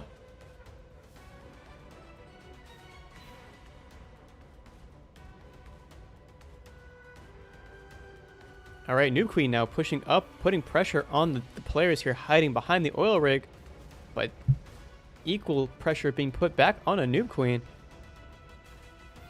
And it looks like the Team Korea hiding in this group of 3 is just an unbreakable wall for Team Fang. Noob Queen gonna go down here, I think. Yeah, such a low durability for the Tai J submarine. Yeah. And Julia, all the players. Look at all of the players, except for Tiger. All of the players have very low durability. Noob Queen will go down. And so now it's a 5-on-3. Really more like a 5-on-2 and a quarter. Oh, yeah, because the durability is so low on that Hangzhou. My goodness. Yes. 77,000. Julia. Also Julia now. 20. Julia gonna go 5, 2, down. Holy. 6. Yep. Down goes Julia in the smart 4000. And so it's all up to Tiger and the Hangzhou. And I don't think that Tiger's going to last much longer. Down goes Tiger. And now it's all up to this poor Hangzhou. And as we see the durability dwindling down, and Team Korea wins in round 5, meaning that they only have to win one more round in order to knock Team Fang out of the losers bracket. What do we see in the scoreboard here? Look at everybody survived on Team Korea. Okay, look, this was the surprise of this battle. The CN-Type 039C, this torpedo spammer, is a good submarine. In fact, is a free reward of the previous battle pass, if I'm not wrong. I mean, if it wasn't the previous one, it was a few months ago. But yeah, it's a recent addition to the game, and it's really, really good. We have so many torpedoes there. Look, 2 eliminations, 2 million of damage, 2 eliminations for the hovercraft, and yeah, that's it. 4 eliminations there. Interesting battle. Interesting battle again, but this time it was easy for Team Fang. Sorry, Team Korea.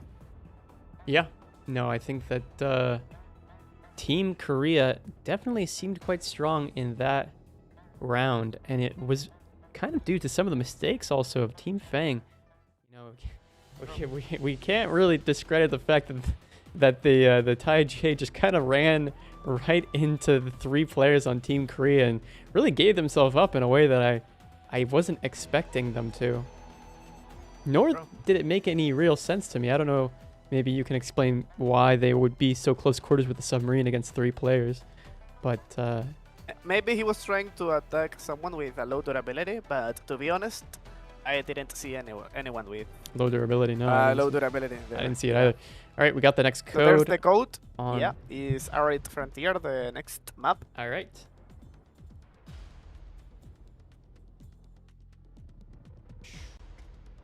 Arid Frontier. We're done with the storms. We're on to Arid Frontier. Yes. All right. Into the lobby now. Looks like Zui is going to be using the same carrier, the Ghost Commander.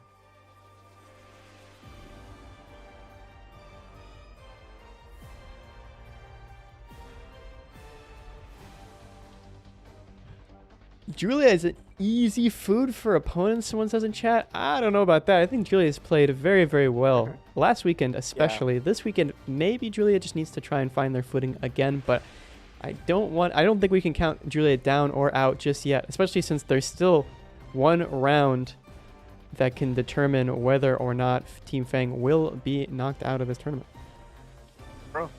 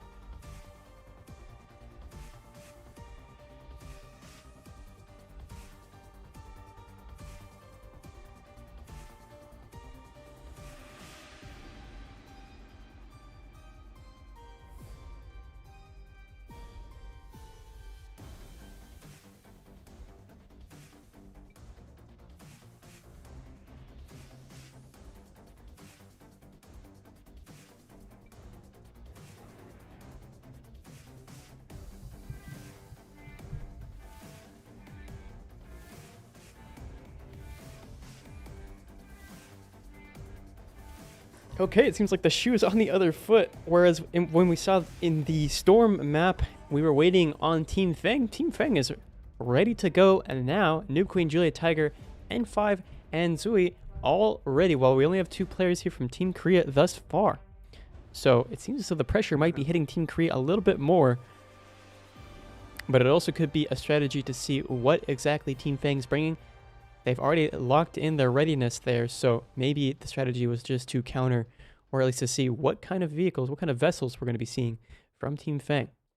But now all the players for Team Korea are in, so we should see them ready up here shortly.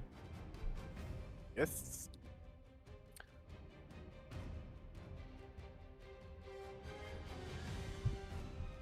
Okay, we can see Team Fang using the CN Type 093 AG. They will use ballistic missiles, and Team Korea with the RF Trash.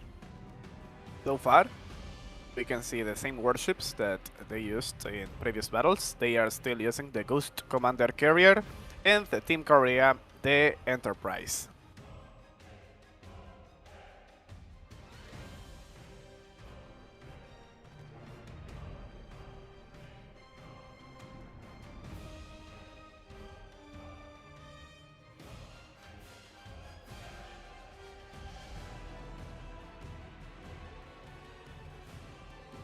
All right, with 3 minutes left in the lobby, Team Korea should ready up here shortly.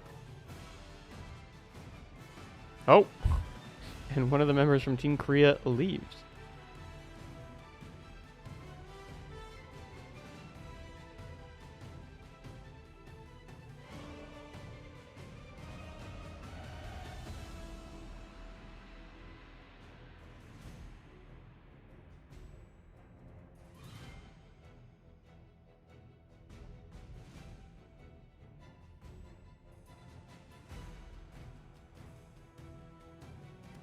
Okay. Oh, and then a player from Team Fang leaves. Okay. It seems as though this is a game where both sides are trying to counter the other, bringing different vehicles depending on what the other team readies up with. And now we see both sides readied up, so we could actually get into the match here. And we will. Yes.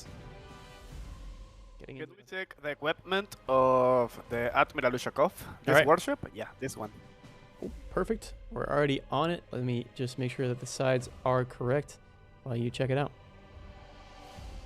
Okay, HQ-26 anti-aircraft missiles 2 and the L-52A1. Two cannons. The interesting thing about this cannon is the fact that we have area damage. Also 2 grenade launchers, RBU 2500, 2 torpedoes, the Akja, and the CH-1 Copperhead. He's using 6 lasers, the HPLS 100. Interesting equipment with this Admiral Ushakov. The Geovoxon there, yeah, we saw the equipment in one of the previous battles, and it's the same so far. I do What want to... about- Oh, wait a second. The Ghost Commander taking a lot of damage. Yes, Which equipment did you want to see? Sorry. Oh my goodness! Ooh. The bombs connected from, I believe that was the B-21. And so, yeah, that took a lot of durability down. And Enzo, coming around the corner here, could potentially finish off the carrier of Team Fang. Yep, missile coming out, but countermeasures also coming up. Look at the sliver. Well, not, it's a decent chunk, but not for long. Yeah, and down goes the carrier for Team Fang. And so Korea, with the aggression, pays off as they take out the first player there, Sui, from Team Fang. Oh, but wait a second. We are seeing the CNDX also taking a lot of damage here. Yes, he's using smoke screen. Mm-hmm. And now Julia with the Smart 4000. The durability is 100,000. Yeah. Also, the durability of the carrier of Team Korea is really low. But It's Julia- decreasing 100,000. Will go down maybe before the carrier? And Enzo with the Smart 4000 was destroyed. Okay. It's 3 versus 3 now. Yeah, 3 versus 3. The carrier was able to survive. But the durability of Roxanne is pretty low now. Yeah, Rabbit going between the legs of their opposition right now. Looks like it's going to be we can go underwater to see the dance of the submarines. Oh, it's not much of a dance. It's more like a disaster here as the submarine goes down. Rabbit gets taken out for Team Korea. And now Tiger fighting off aircraft as we see Noob Queen. It looks like Noob Queen N5 as well as Tiger will be starting to assault the Admiral Ushakov here. And I don't think there's any chance for him to really survive. Helicopter goes down. He's soon to follow as Noob Queen comes around the corner with the help of N5 and Tiger. And their fate is sealed. Last player left alive on the Team Korea is their carrier, Roxanne. Now, Roxanne... Okay, look, it's going to be 3-3 again. I mean, it's going to be a draw. It's going to be a tied up score here as we see Team Fang dominating this round. Yeah, so the next battle is going to be like a final here between these two teams. Yeah. Since this is round 6, round 7 will determine who wins, who gets sent home, and who moves on in the losers bracket. Yep. It's just a matter of time, but yeah, it's almost impossible that Roxanne could win this 1 versus 3. Yeah, just waiting on the inevitable to happen. And also keep in mind that both of the players, Noob Queen and Tiger, they are using anti-aircraft missiles, the HQ-26. So it is actually even harder if he's trying to cause some damage. Look, with the strike fighters, it's impossible. Yeah. Only the helicopter left. Oh, another aircraft? I mean, even in terms of damage, is a win for Team Fang too. So Yeah, you're right. for Oh, and come around the corner, and they're going to get absolutely pelted. Yeah, just no real impact ability here from the aircraft of Roxanne. And now Roxanne getting hit by munitions from Tiger, Noob Queen, and N5. And that's going to be all she wrote here in round 6 as Team Fang ties it out.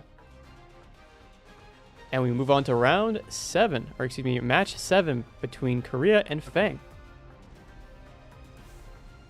All right, what are we seeing in terms of the scoreboard here, Ibra? Okay, 3 eliminations for the Geoboxian. Nice, and 2 eliminations for the hovercraft as well. For Team Korea, we have Roxanne with the Enterprise, 2 million of damage, and 1 elimination. Also Rabbit with 1 elimination using the RF trash. But yeah, so far, we will have a final in the next round. A final in the next round, and it will come down to this last round to see who will be moving on and who will be sent out of the losers bracket. If you're just now joining us, let's just go take a look at the bracket overall. As we can see here, Korea and Theta fought last weekend, and Korea lost to Theta, so they got knocked down into the losers bracket to today, to right now, to fight Fang, who won against Elevate 6. So all of their decisions have led them to this crossroads here. Right now, Korea has 3, and so does Fang. And so the next round will be the determining factor on who will move on to the next section of the bracket. There you can see the losers' final section of round 3. All right, now you guys are caught up. After this, I believe we have the Crimson teams that will be fighting each other. Crimson with a U and Crimson with an O. Going to be battling it out to see who comes out on top there as well.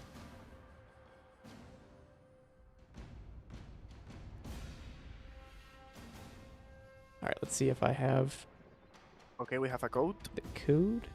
All right. I'm gonna share it with you. Polar Frontier, huh? Okay, Thank yes. you. All right. Polar Frontier will be our 7th and final match between these two teams. But don't worry, there's still plenty of content for today. I believe we have 2 more matches or 2 more rounds between different teams that we'll be seeing after this. Yes, that's correct.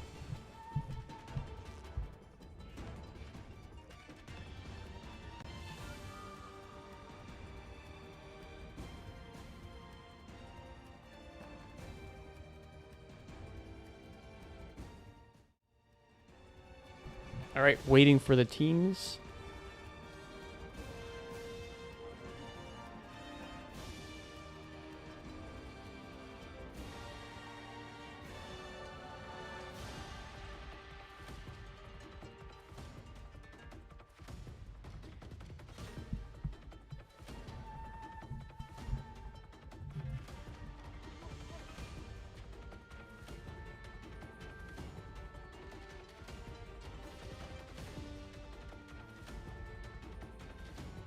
Okay, there's Rabbit with the Dimitri Donskoy again.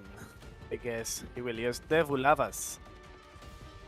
Once again, Dino with the Fletcher, Enzo with the Smart 4000, Roxanne with the Enterprise, and Kraken with the CNDX 125, the hovercraft. For Team Fang, we have Tiger and the Submarine CN-Type 093 AG. So yes, we will have ballistic missiles action for both teams in this battle.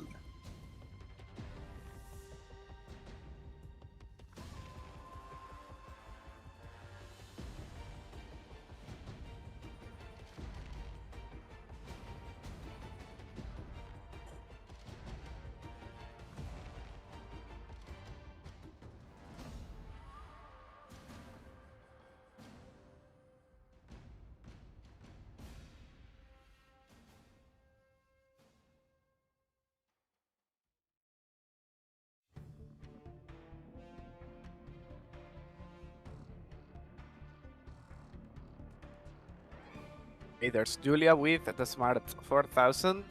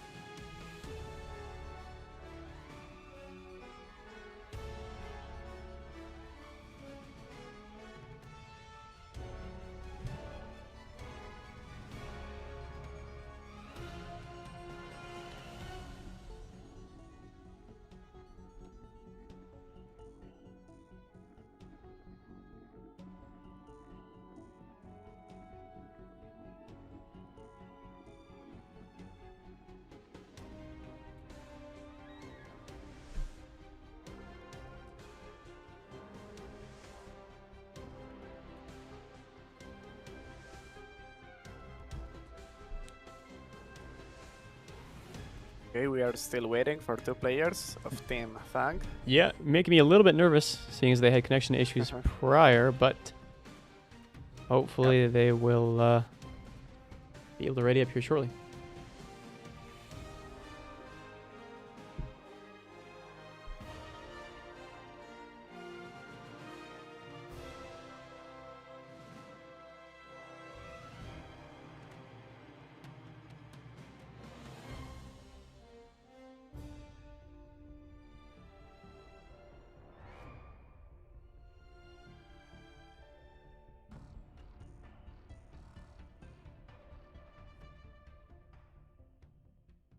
It's quite shocking, really, that this match between these two teams has already been 2 hours long. Yeah, true. It's kind of shocking. It's like I blinked and it happened. I was not expecting this at all, but yeah, already been 2 hours, chat, since we started. So if the other matches have similar outcomes or similar back and forth, we could be seeing potentially a six plus hour long stream here. Getting into the match. Okay. A cool camera, right? Yeah, I do really like this. Was this for an event? Yeah, if I'm not wrong, I think it was. I mean, we have so many camos in the game already that hard to keep it's up. hard. Yeah. All right. Well, 3-3 here between these two teams, Korea and Fang. Fang on the left and Korea on the right. Any sort of equipment that we should be checking out here? Seems like everybody's using something that they've used in the past, at the very least.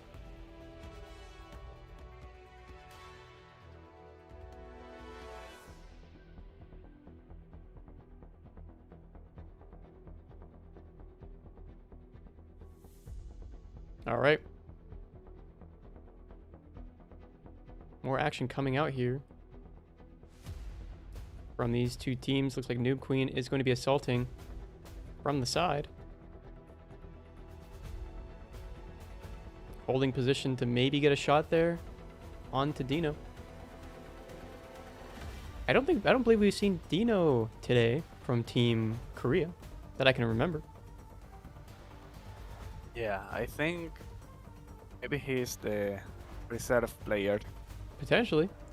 Oh my goodness, Tiger, Tiger and Julia taking quite a bit of damage themselves. Yeah, seems like those are the ballistic missiles. Yeah, of the Dimitri Donskoy. Remember that they are using the Bulava. Dino with such a low durability now with the Fletcher. Can we check the equipment of the Fletcher before he gets destroyed? Yeah, I got you. Yeah, the L52A1 cannon, does go down. He was destroyed. Now, also Tiger, Yeah. 5,000 points is his durability. So it seems though it's going to be a back and forth here, but Julia low on durability as well, and going to be going down here, undoubtedly, I think. Yeah, look at Enzo from one angle.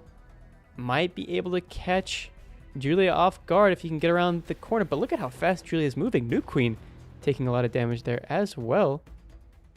Okay, Julia is able to get away for now. Looks like the aircraft does a little bit of damage to Julia, but is Julia going to be able to escape? Noob Queen now in a battle.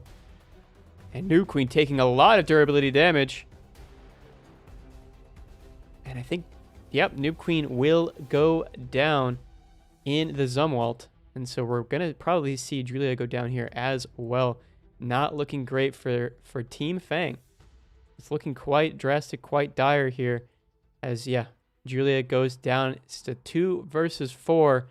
I don't know if I've ever seen a 2 versus 4-1 with a carrier and a submarine before.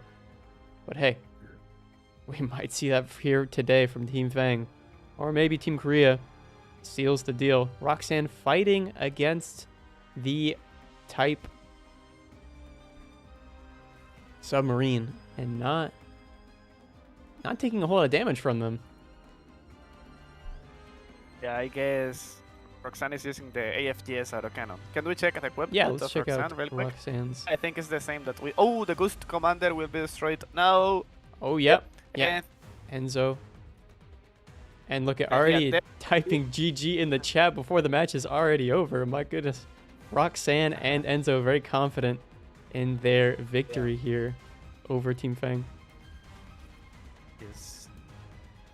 They are going to straight the Ghost Commander. 50,000, 40.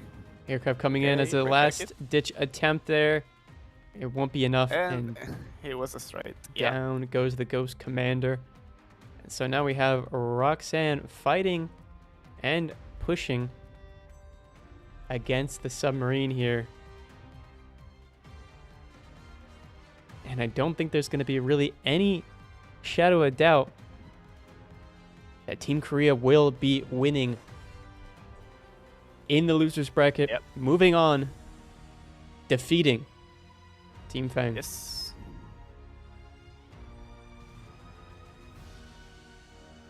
Oh.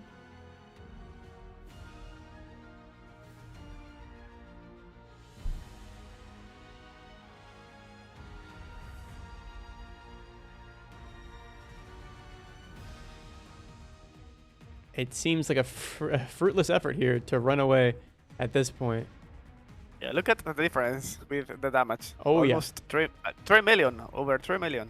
3 million damage difference. Team Korea locked in for this match. They came to bat, and they've definitely sent their opponents home. Only a little sliver of durability left, and down goes the submarine. The last player alive for Team Fang. GG. GG's.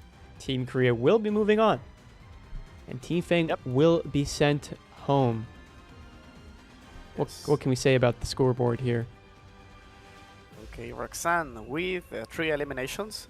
We saw how Roxanne was fighting against the submarine, but he was not taking any damage at all because of the AFGS autocannon. It's such a good weapon to destroy all the torpedoes. And yeah, a high damage with 3 eliminations.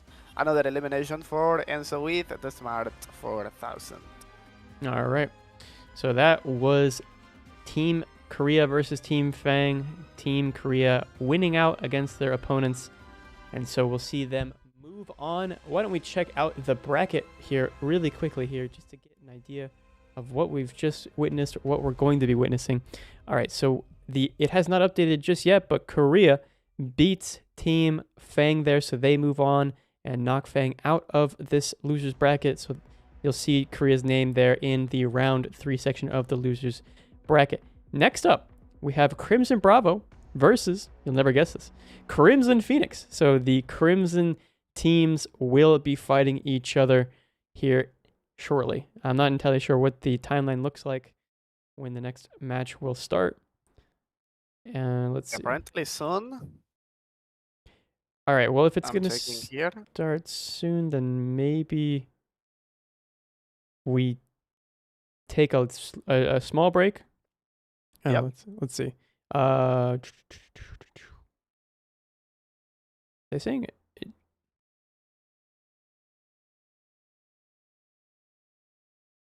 said something about 28 minutes ago. Maybe we're pushing everything back because of that initial technical delay. I don't know. I'm not sure. Yeah. Maybe they are. I think they are asking for a code already.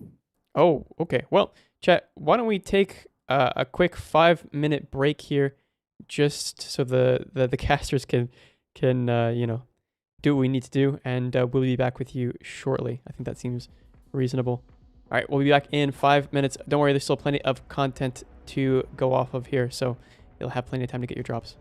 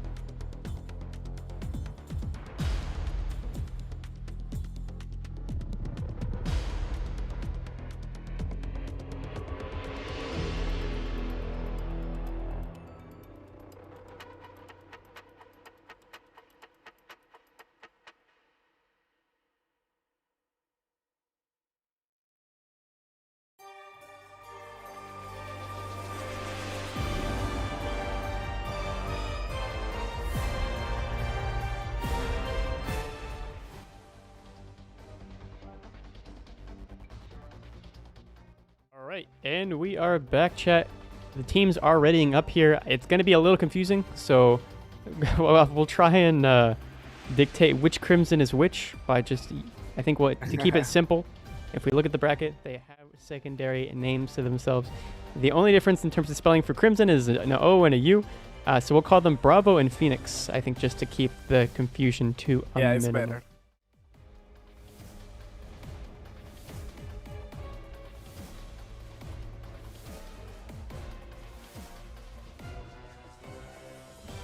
Oh, Crimson Bravo is... which one? That is a great question. Okay, so let me check the names here real quick.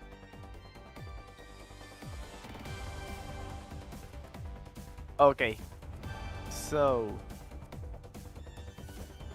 Crimson Phoenix, Seafords, Ithaca Riot, Michigan, and Sion. And also Crimson Bravo, Thor, Eric Snowman, and Demonic Rage. All right. So ironically, the team you can see there that has the Alpha title on the left side is the Bravo team, and the Bravo team on the right side of the lobby is Team Phoenix. That's correct.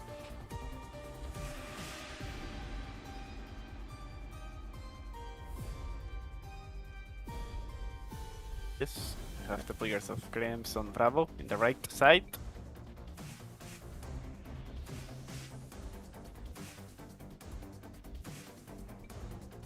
Okay, both of the teams are ready.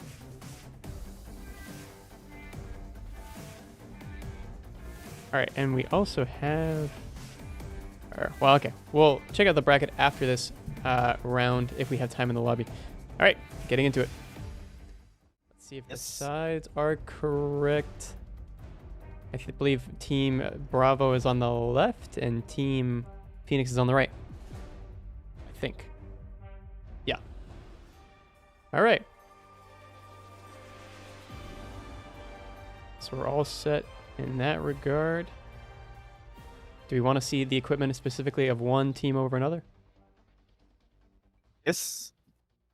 Ooh. I want to see the carriers first. All right, let's check them out. Team Phoenix's carrier, the Enterprise. Nice. The grenade launcher, RB2500, SU-39, B-21 Farmer. And okay, here we have a new drone in this tournament, the SP-12 Sapsan.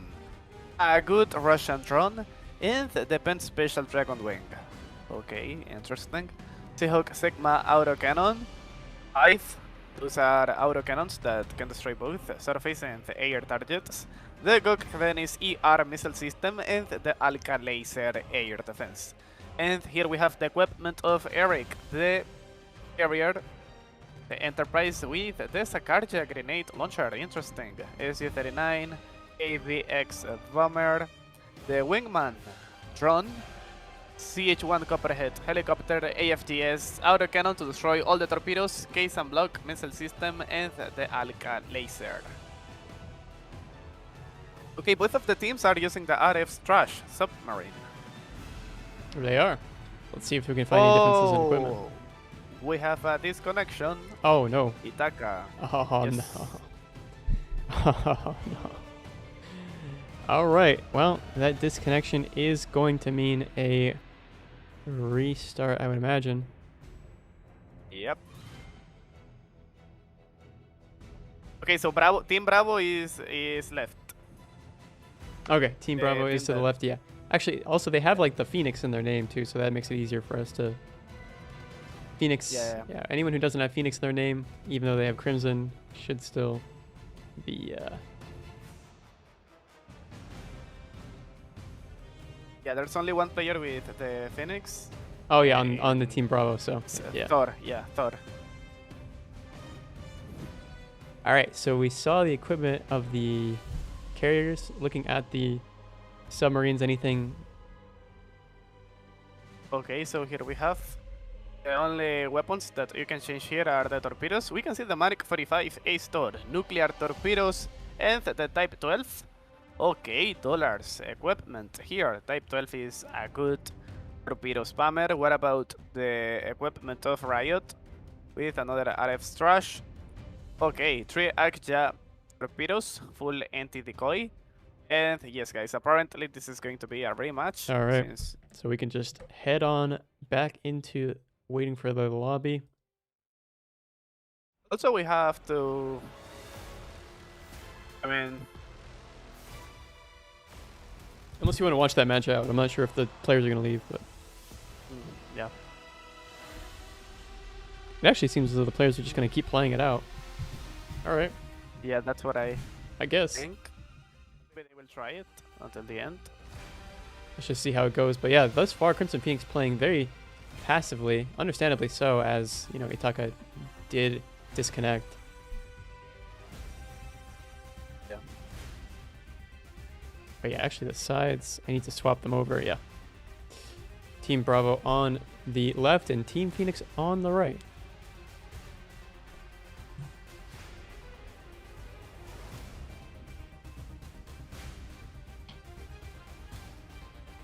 It is interesting because even though there was a disconnection, that player, it is Itaka, right? Yeah. They're still moving. It is still alive. Yeah. Yeah. I mean, he has a good cover there. And he's peeking out, and he's backing away. Wait a second. Huh. Yeah, that AI is doing everything it needs to. Torpedoes coming out will connect. But yeah, still doing a decent job of playing as though it's Itaka. Yeah.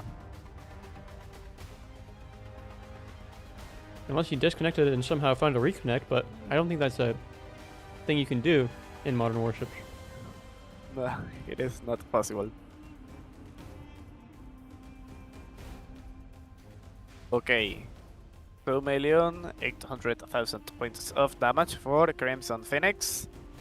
And 2 million of damage for Team Crimson Bravo. Ooh, Snowman. 196,000 points. Can we check the equipment of the Fletcher of Snowman? Yeah, let's check it out. Team Crimson Bravo. HQ-26, L-52A1. Okay, we saw a similar equipment with the USS Fletcher of the previous teams. RBU-2500 grenade launcher, hammerhead helicopter, and 3 HPLS-100 lasers.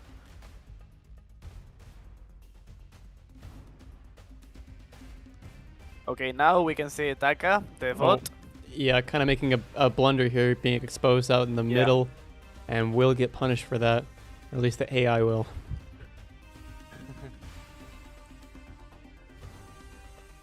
Simple might be able to take out Itaka there, but Itaka getting behind cover. Okay. This AI is playing quite aggressively here. But successfully nonetheless. Oh, well, for that time being before I said something. But yeah, down goes Itaka as the first player. Look at, I mean, all of the team Crimson Bravo here in the corner. Ooh, the carrier of Team Crimson Bravo. Yeah. Eric, look. He destroyed him. He's a 4 versus 4 now. All right. Well, it seems as though Crimson Phoenix is making the most of this, even with that unfortunate mishap of a disconnection. And they, you know, I'm not sure we'll have a rematch if this keeps going the way of Phoenix, of Team Phoenix. Yep.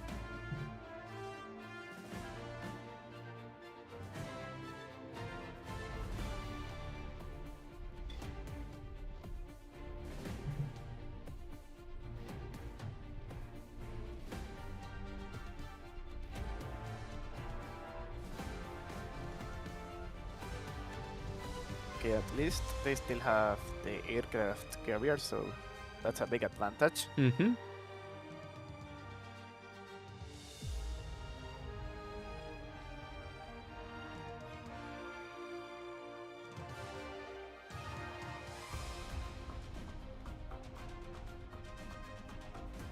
Michigan might be in trouble here soon, as 2 players from Team Crimson Bravo are now pushing around the corner, and they're going to catch Michigan off guard, but Shadow might be able to come in, Team Phoenix, and help out his teammate.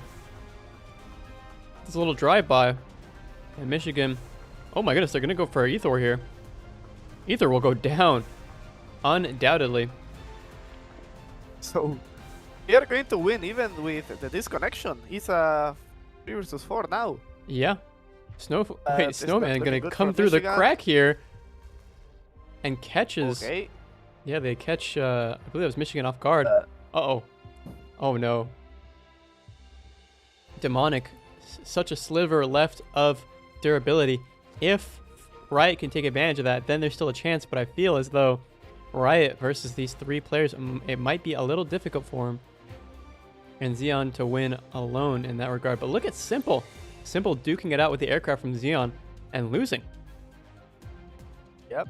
And if Riot moves and pushes up here, gets demonic range, then we could have classic 2 versus 2 on our hands.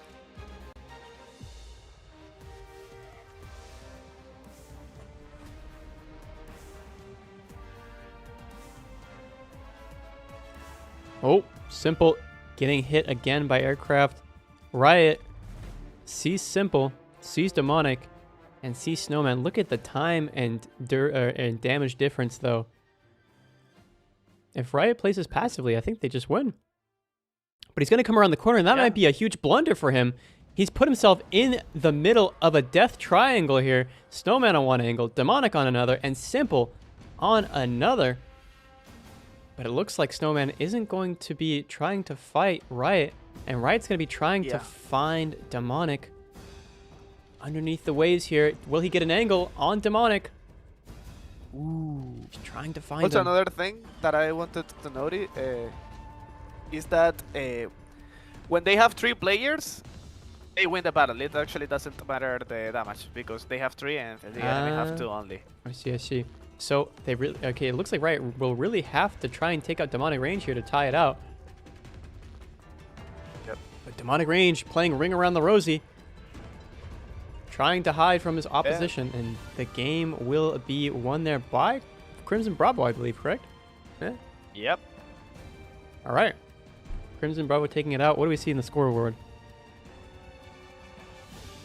Well, we can see Demonic Range with the RF Strash, 1 elimination, and the Hovercraft, 1 million, another elimination there. Eric and Snowman with the Fletcher. Riot and the Enterprise of Team Crimson Phoenix were the players that survived until the end, with 1 elimination each one and a similar damage, 1,700,000, something like that, for both teams. GG, it was a good battle, but I wonder if, they are going to make use of the rematch because of the disconnection of Ithaca. Oh, okay, so they will use the okay, interesting. Yeah. But I don't think so. I'm not sure. I think currently there's no. I think the players claim I'll use rematch if the next map there's a disconnection. Okay, so no rematch. That's interesting. I think. And don't quote me on that, but I'm just reading what I see. Yeah, I'm reading it too. All right, let's see if I can get into the next lobby here.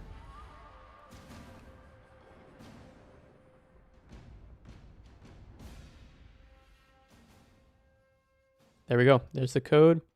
Let's see what map we're getting.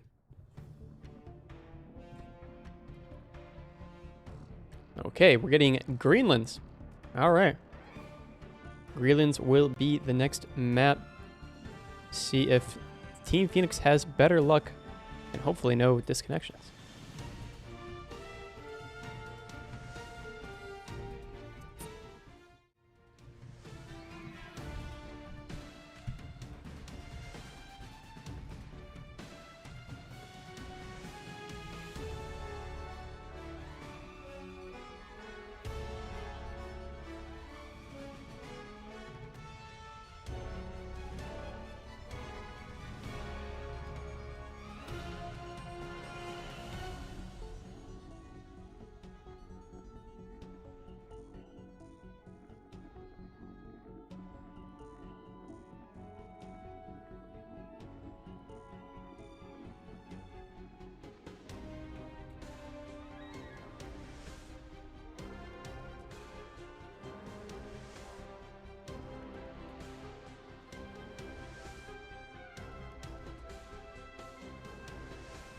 All right, seeing 4 players for either team.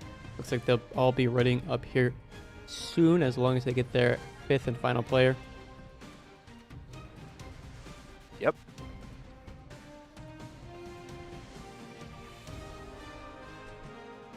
Okay, all the players are here.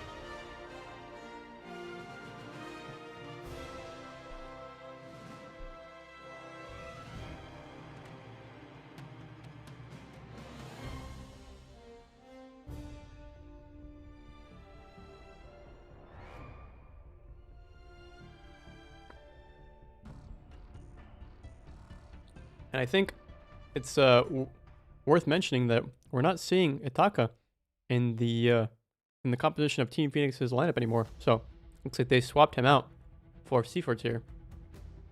Yeah, I was reading that he was going to replace Itaka.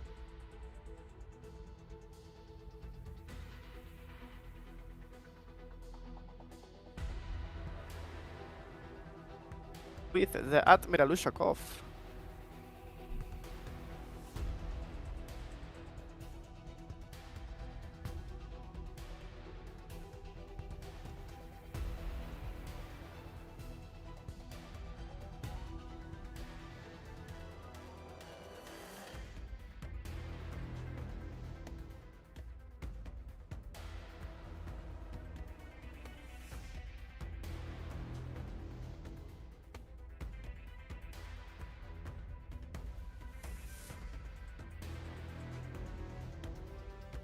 Both teams are ready. Let's see if we can get this match underway here shortly on Greenlands.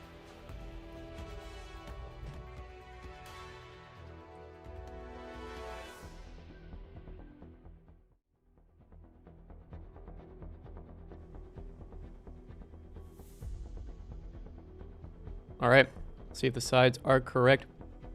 Team Bravo on the left and Team Phoenix on the right. Crimson versus Crimson here. In the Admiral Ushakov, we do have Seafords there, seeing what equipment he's going to be bringing. Okay. Nice. Another anti-aircraft missile, the Rim 174.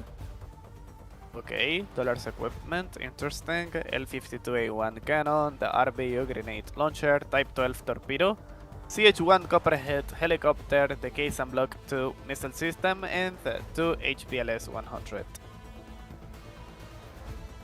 All right, and we're already seeing some engagements happening here. Seafords as well as Michigan fighting against Simple Player, and I believe that is Ethor. Yep. Looks like they're putting up a pretty good defense. At least Team Bravo is putting up a pretty good defense for their carrier thus far, covering all angles and potential avenues to the carrier. Demonic range taking some durability damage as well.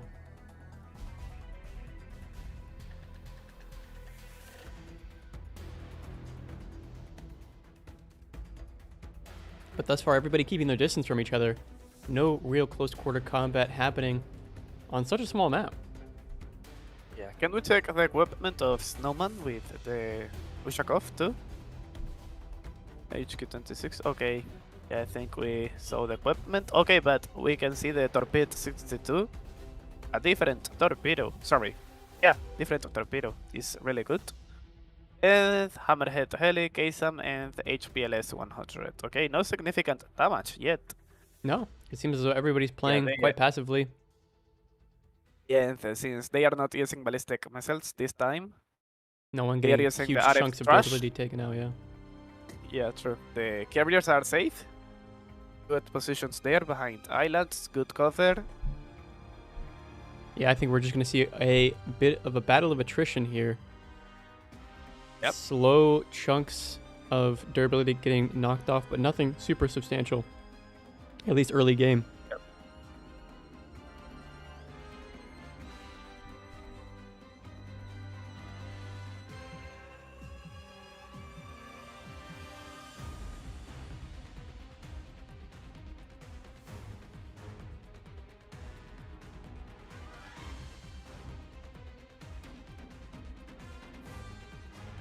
Aircraft coming in, but Seaford's actually taking half their durability down in the Admiral Ushakov, so that's somewhat substantial, but I'm sure they'll be able to regain that over time slowly. And we're actually seeing Ethor starting to make a push towards the middle of the map, that large island volcano, as they try to help out their team. And Shadow's going to take some durability damage from Ethor there.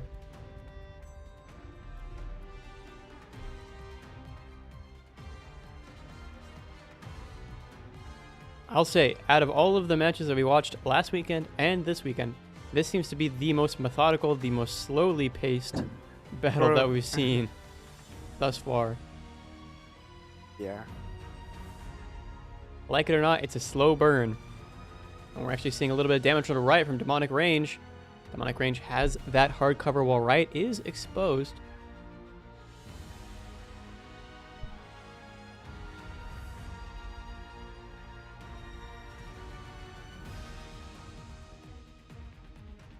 Shots being exchanged between Simple Player and Michigan once again.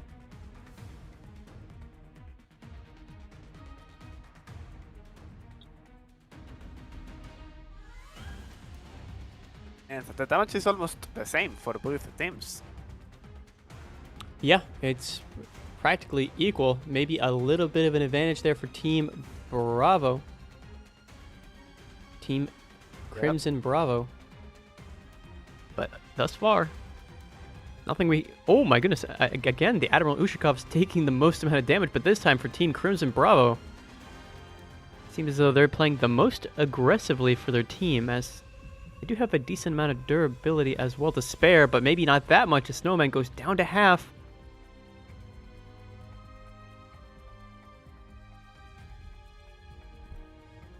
Michigan now getting focused by Simple Player as he tries to attack Snowman from across. And Eric exposed himself a bit too much.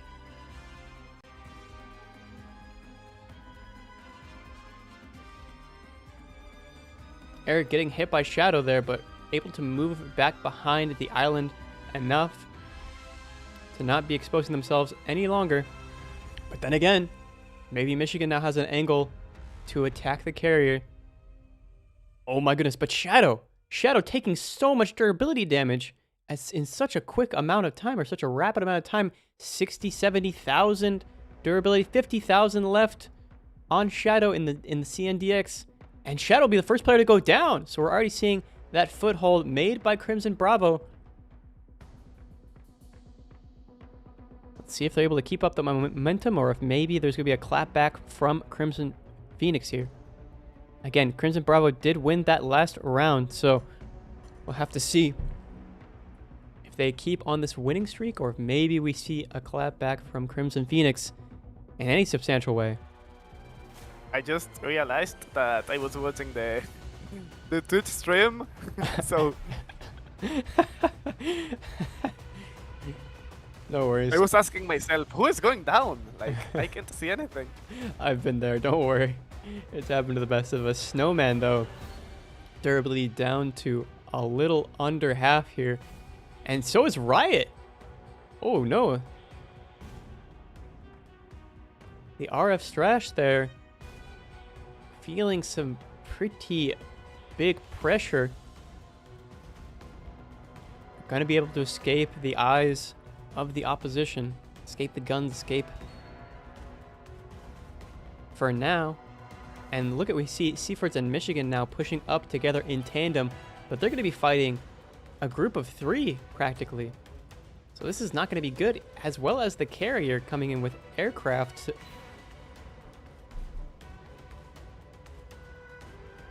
And now Simple fighting against 3 players, but then again leaves an open opportunity for Ethor to get in there.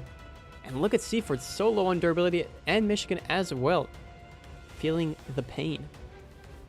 Simple Player going to be pushing around the island, it seems, trying to cut off that push by Seaford's. And Seaford's going to be paying a consequence here. A sliver of durability left. Simple has to clean up the kill. And look at Michigan coming on the flank behind Simple Player there. Will he be prepared?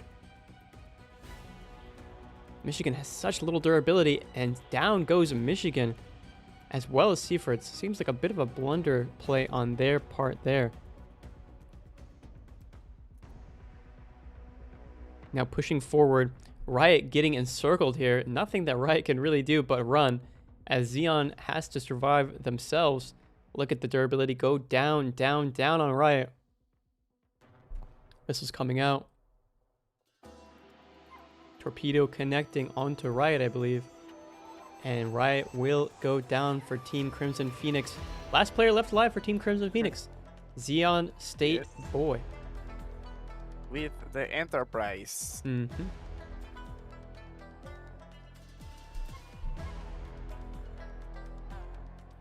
And yeah, having 4 players moving up on you here is not what you want to see, especially in a carrier.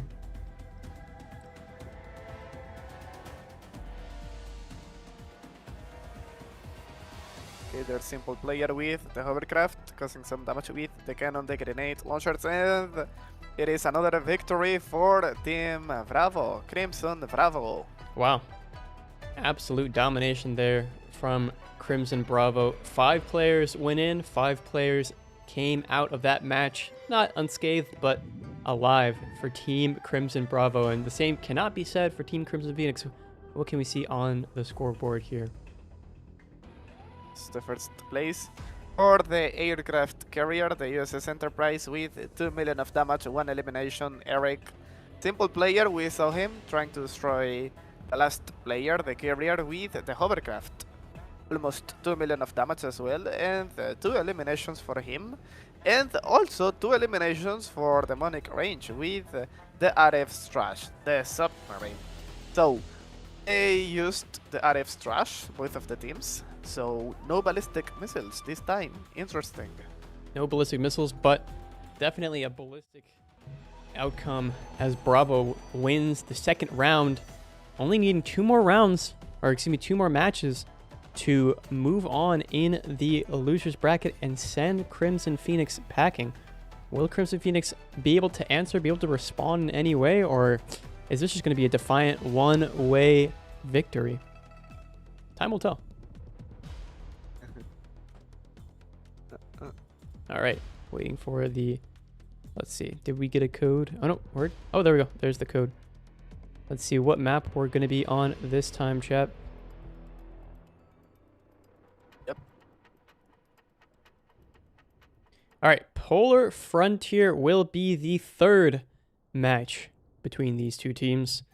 Maybe Polar Frontier will be where the Phoenixes rise above, or maybe where Bravo continues to dominate. We'll have to see. So I put it in here, Polar Frontier. There it is. All right, getting into the lobby now, seeing what the players are going to be bringing.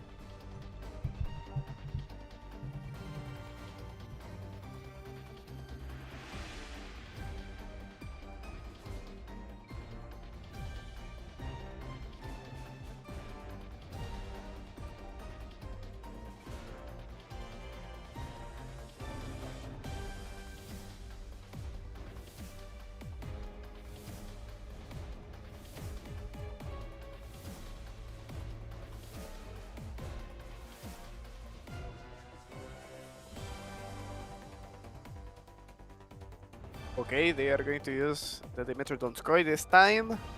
Team Crimson Phoenix with Michigan. Okay, we will see if they are going to use the Bulavas or other ballistic missiles. Sion again using the Enterprise. And Shadow with the CNDX 125.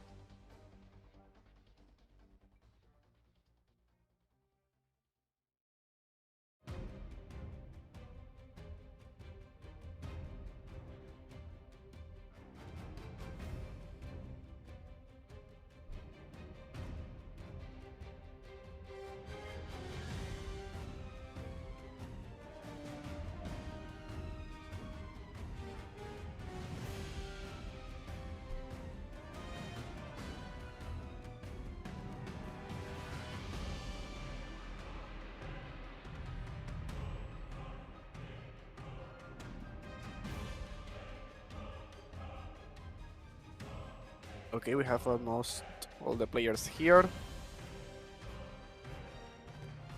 Yeah, we're just So waiting far. on team. I believe that's Team Bravo. Yes. And Crimson Bravo.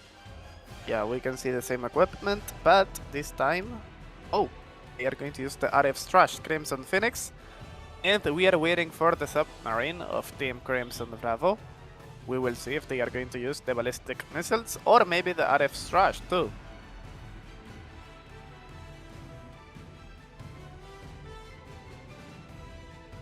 Okay, CN type 039C.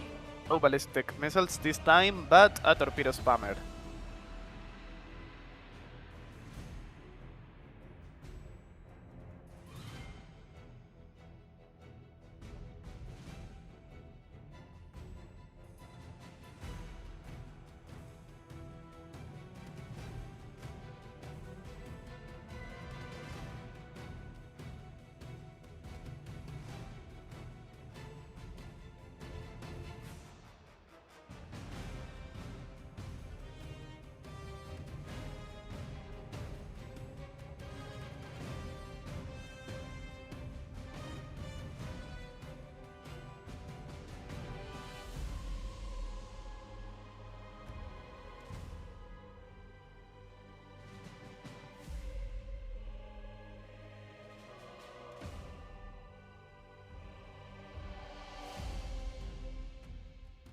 All right, getting into the match. It is starting here on Polar Frontier.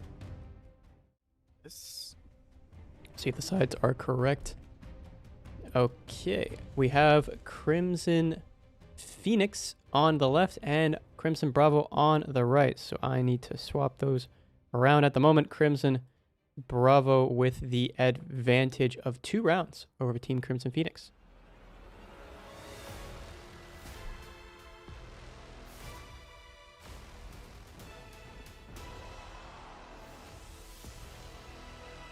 I think it was good.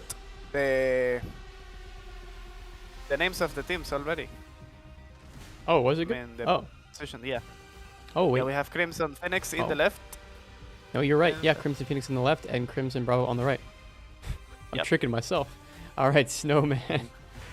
Snowman from Team Crimson Bravo and the Admiral Rushikov feeling some of the durability pain here as they go down slightly in durability.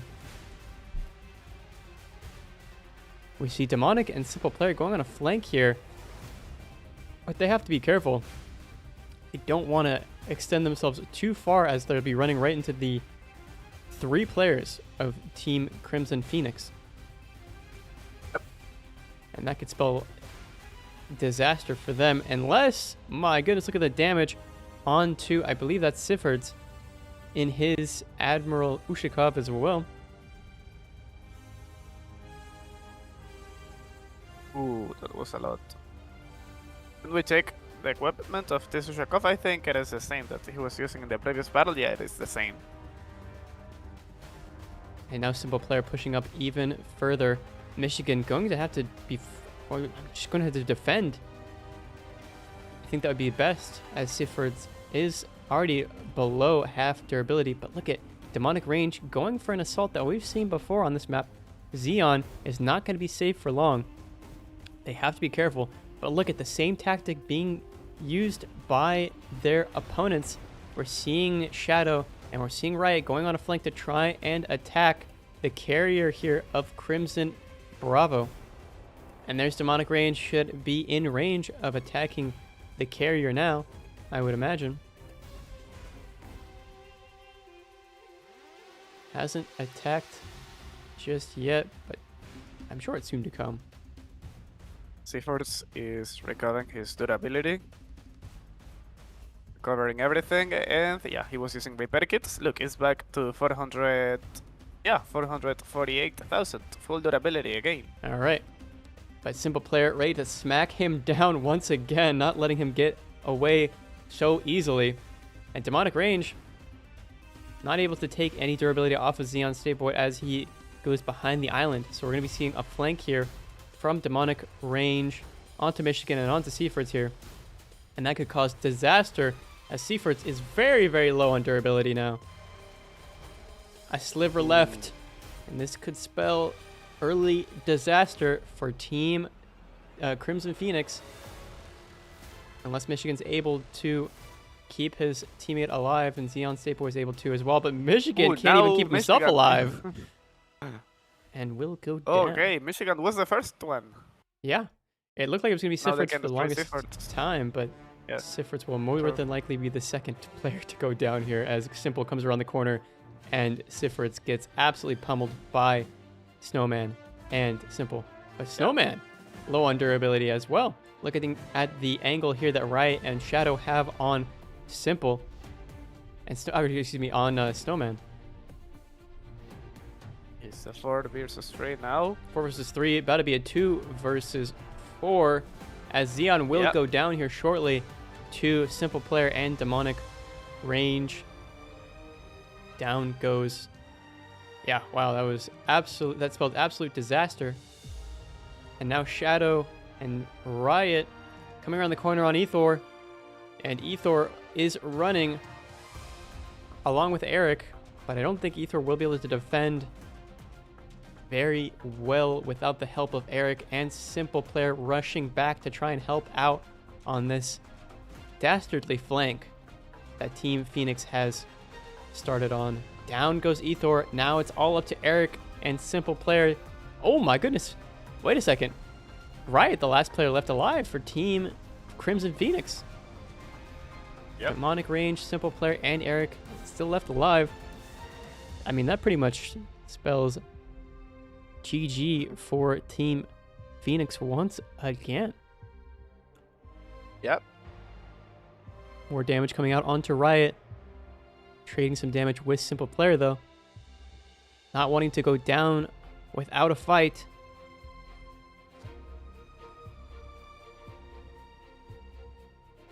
But inevitably, we will see Riot go down here. As Simple comes back around the corner. Demonic Range starts to move in to help out as well. Look at the damage on Riot there. Yep.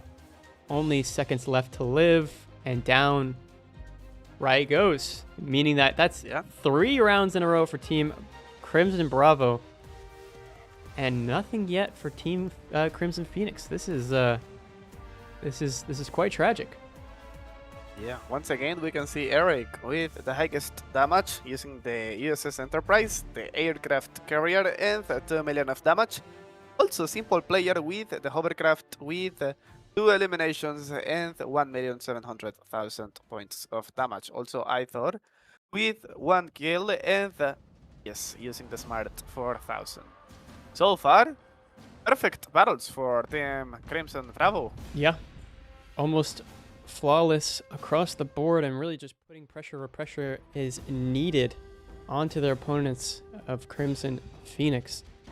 Definitely making you wonder if it's even possible for Crimson Phoenix to put a round on the board at this point, as we only need one more round for Crimson Bravo in order to move on. Yes, there's only one more round, and the next map will be Viking Bay, so it is going to be interesting because it's a huge map, and they only need to win one battle. We will see if Crimson Phoenix will try to adapt a defensive position or not, because it's a huge map. We shall see for sure. Actually, let me just make sure that, everything is right. If you guys want to check out the we have the updated bracket. So if you are just now joining us, we can check that out quite quickly here.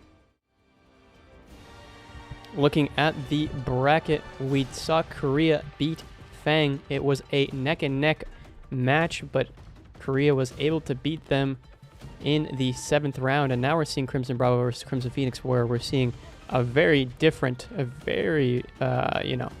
almost a complete opposite of what we saw in the other match, as Crimson Bravo keeps on winning, keeps this domination train going against their opposition.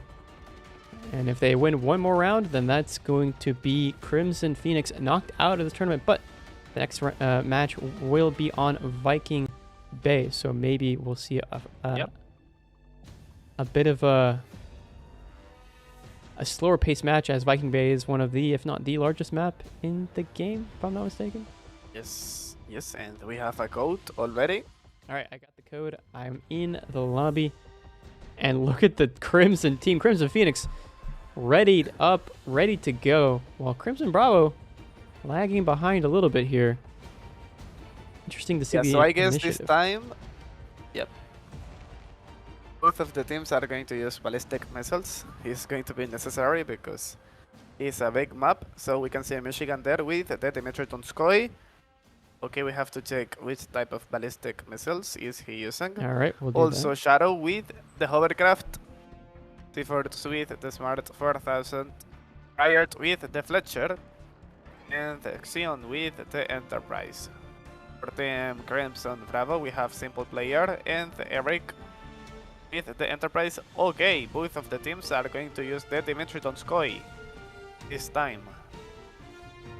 Okay, so far I see that when they need ballistic missiles, they use the Dimitri Donskoy or the CN-Type 093 AG. Those are the most popular submarines of this tournament. And also I see that they are using the Ushakov a lot. The Admiral Ushakov Snowman, and I thought is back with the Smart 4000. Okay, we have all the players here. This battle will start soon. Remember that this could be the last battle of this match. We have 3 wins for Team Crimson Bravo. Is best of 7.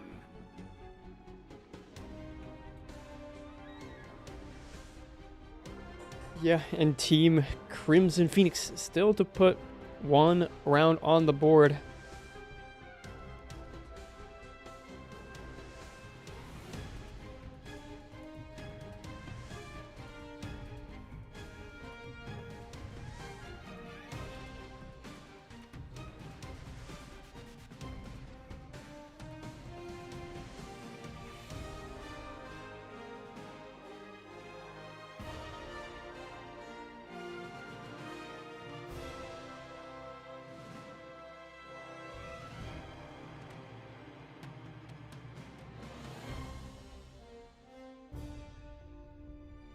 All right, getting into the match here on Viking Bay.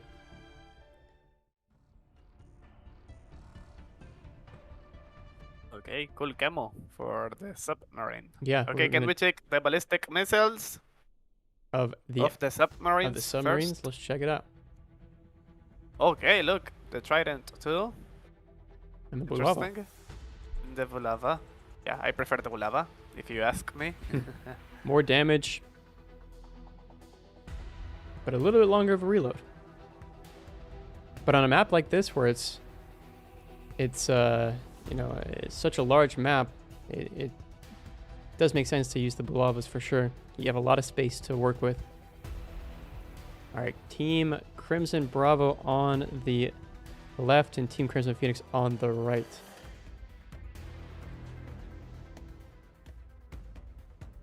Simple Player running it down main right in the middle of the map and getting called out for it early on. Seems as though they're going to be putting a lot of pressure on Simple, and Simple will go down here. Yeah, apparently there was a disconnection. Ah. Well, that's unfortunate. Yeah. So that's going to be Simple Player going down. Yeah, this is a rematch. Okay. Confirmed already. See if the players But start leaving. I guess they will try to finish this battle, yeah. Okay, we did have one player leave. Another player seems to have left. No, those are... Oh, those are the spectators. The, yeah. Gotcha. But once the players start leaving, we can leave too. All right. Rematch, yeah. Is the... Okay. Yeah, we can leave now. Everybody has left, so we will follow suit.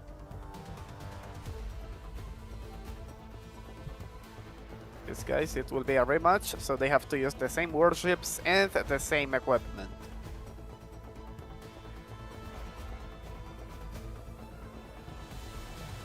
I think all things considered, we've been pretty lucky compared to the previous weekend in terms of rematches. True.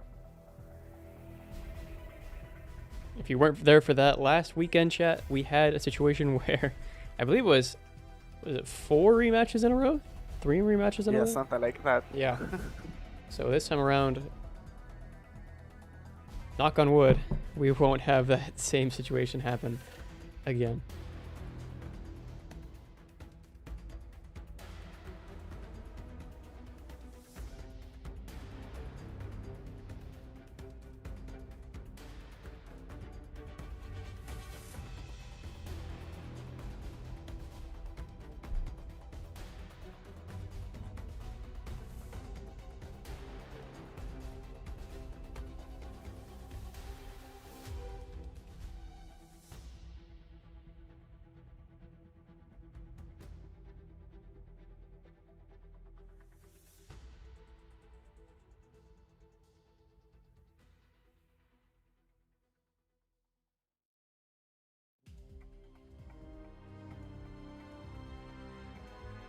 All right, waiting for that code.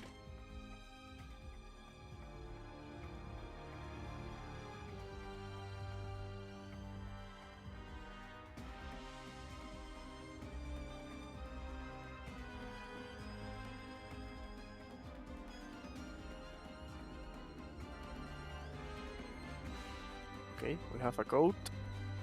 Nice. All right, I got the code. I'll put it in Nice. now, and we should be underway once again on Viking Bay. Yes.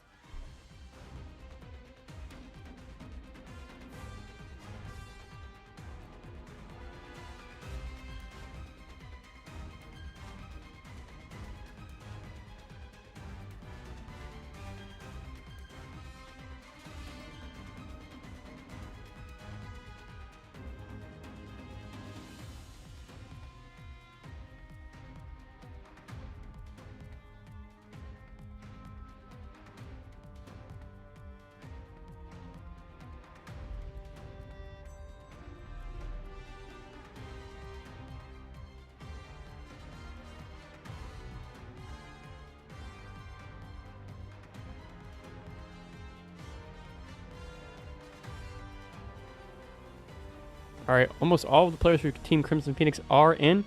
Still waiting on some of the players for both teams, but we're almost there.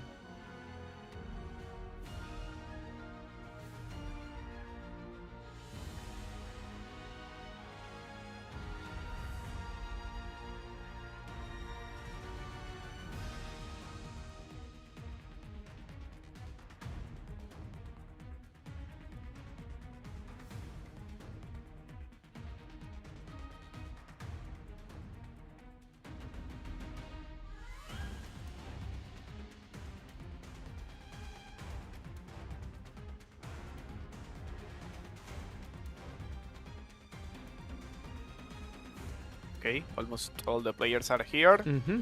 We actually have Team Crimson Bravo readied up. Yep.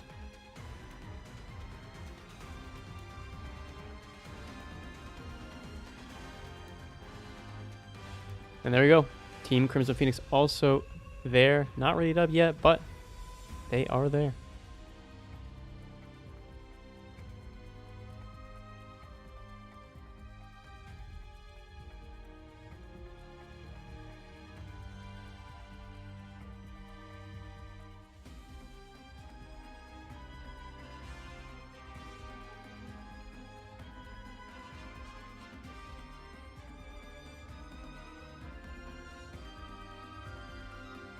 Okay, here we go.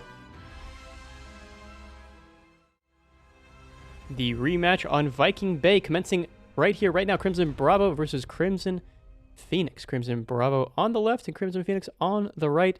Same sides. Obviously, we had the Trident for the Dimitri, and we also had the Bulava for the Team Bravo's Dimitri.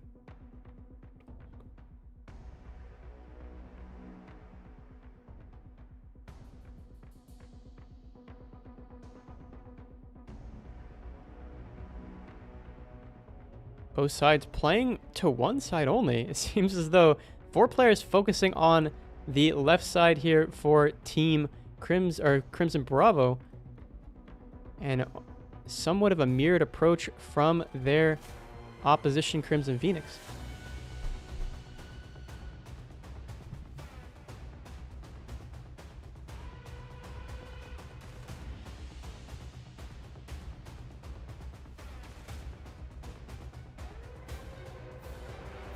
Aircraft coming in, but getting countered pretty quickly there by Crimson Bravo.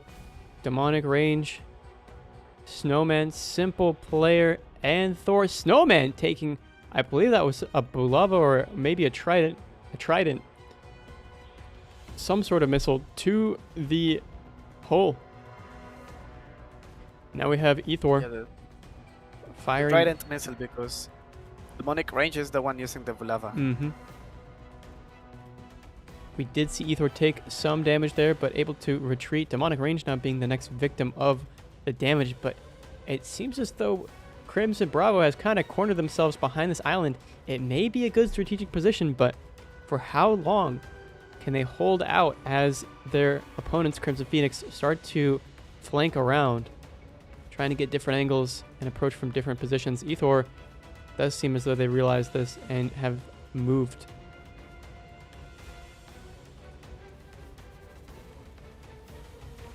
More aircraft coming in, but being countered by Ethor pretty easily.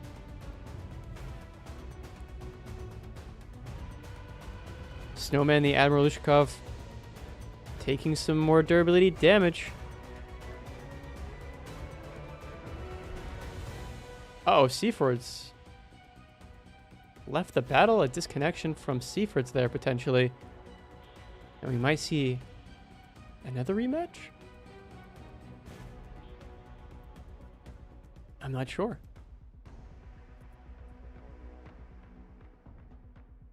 But yeah, no, I'm not entirely sure. Was there another rematch that Crimson Phoenix could do? Or were they the ones who commenced the original rematch? I can't remember which team called it. Oh, bro, I was muted all this time. Oh, no worries. Maybe it was a... It is going to be a rematch, I guess, because the previous one was a bug. I mean, it wasn't a rematch at all. Okay. Well, yeah, there's definitely a rematch that could be called. Yeah, Xeon, State Boy leaving the game. And him being in the carrier does mean that him leaving the match, unless he also disconnected from the match, which would be insane to have 2 players be disconnected. But yeah, down goes Seafords. Obviously not being in control of his vessel anymore. The bot took it into its own hands to run it down and died. Yeah, it's going to be a rematch. Okay. Seems as though everybody is leaving. The battle's still kind of going on. Shadow gonna run it down as well and be taken out. Riot peeking around the corner here slightly to see what his opponents are doing. Chipping away at their damage, or their durability, excuse me. Okay, everybody's now leaving. All right.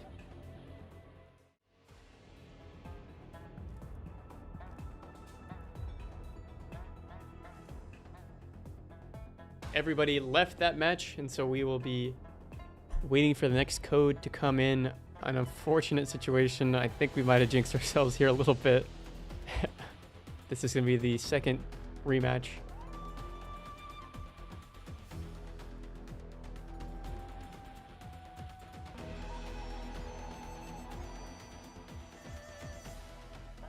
All right, waiting for the next code to come in.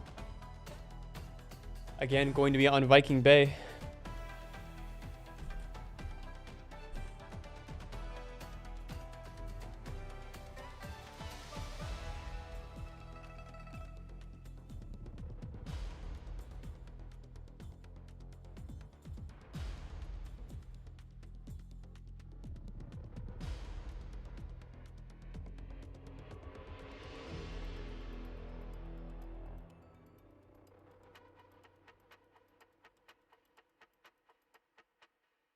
All right, yep, the rematch has been issued because of that disconnection, so we will be getting that code right here, right now. Holy moly, that was quite quick.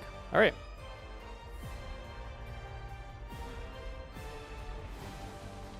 All right, right back into the lobby.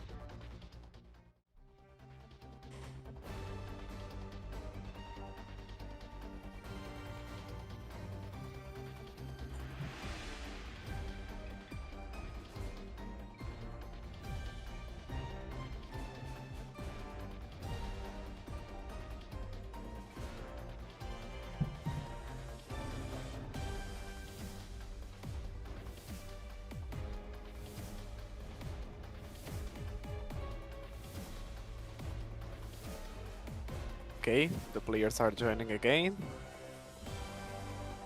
Same equipment, same warships, same weapons.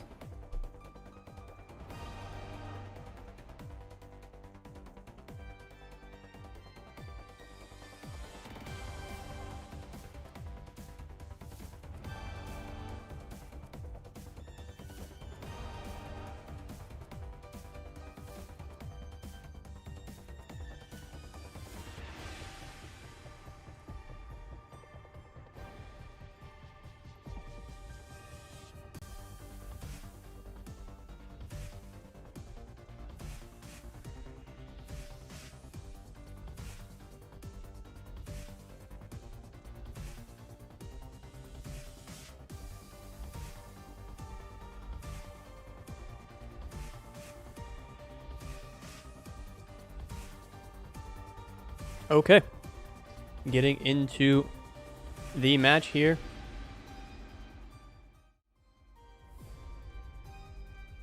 As stated, same composition. Not to mention, I do really like that skin. It looks very clean for the Dimitri. All right. And the exact same tactic coming out here from the Team Crimson Bravo. Going to be driving, or excuse me, cruising over to the islands here to hold the fort down, really. Seems as though this map is, at least this side, you play quite defensively. But look at Shadow over there, going in for quite a drastic flank along the side with Riot for Team Crimson Phoenix. Could be a bit of an upset if they're not countered, or if they're not seen. Yep. Alrighty, munitions coming out. Attacks on two of the players there from Team Crimson Bravo. Snowman taking some durability damage on his Admiral Ushakov.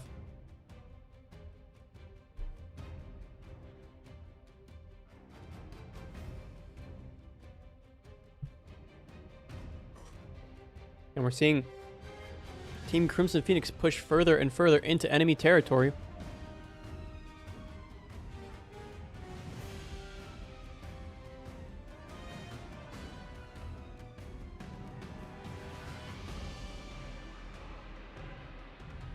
Team Phoenix's Riot now trying to get an angle. And over here with Seafords and Michigan. Seafords taking a little bit of durability damage. But yeah, a very passive game thus far. Riot actually taking quite a substantial blow.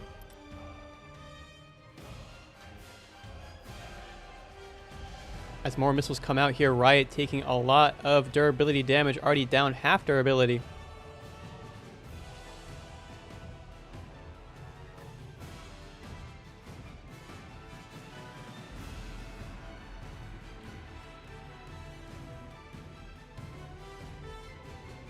And I'm not sure if this was the correct play here from Team Crimson Phoenix. Having the two players on the flank has somewhat split up Crimson Bravo's assault, but at the same time, they look like they're going to go down. Riot on a sliver of durability will go down in the Fletcher. And now it's all the Shadow. Shadow in the CNDX 125. Will he be able to survive long enough to make an impact or at least avenge his teammate? Doesn't seem like it as the ballistic missiles come down from demonic range. Ouch. Now the drone. Okay, the drone was a strike. Drone is countered, but then Snowman comes in from left field.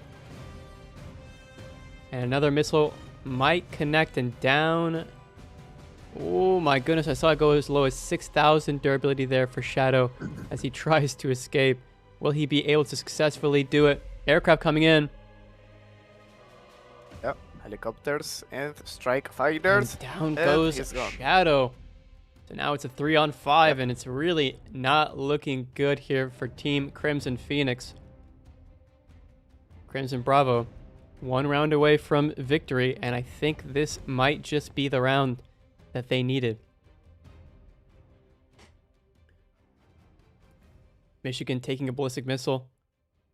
And look at this damage onto the Smart 4000s of Seafords. Seafords pushing into a very exposed position. Simple, Ethor, and Snowman all have angles that will be able to effectively destroy Seafords here.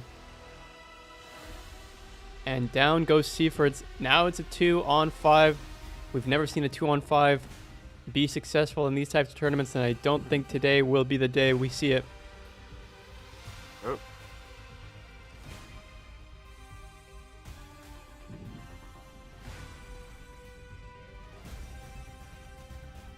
B-21 coming in to try and support. This. I'm not even sure if it's going to be able to get to Simple Player before it gets shot out of the sky, but we'll see here.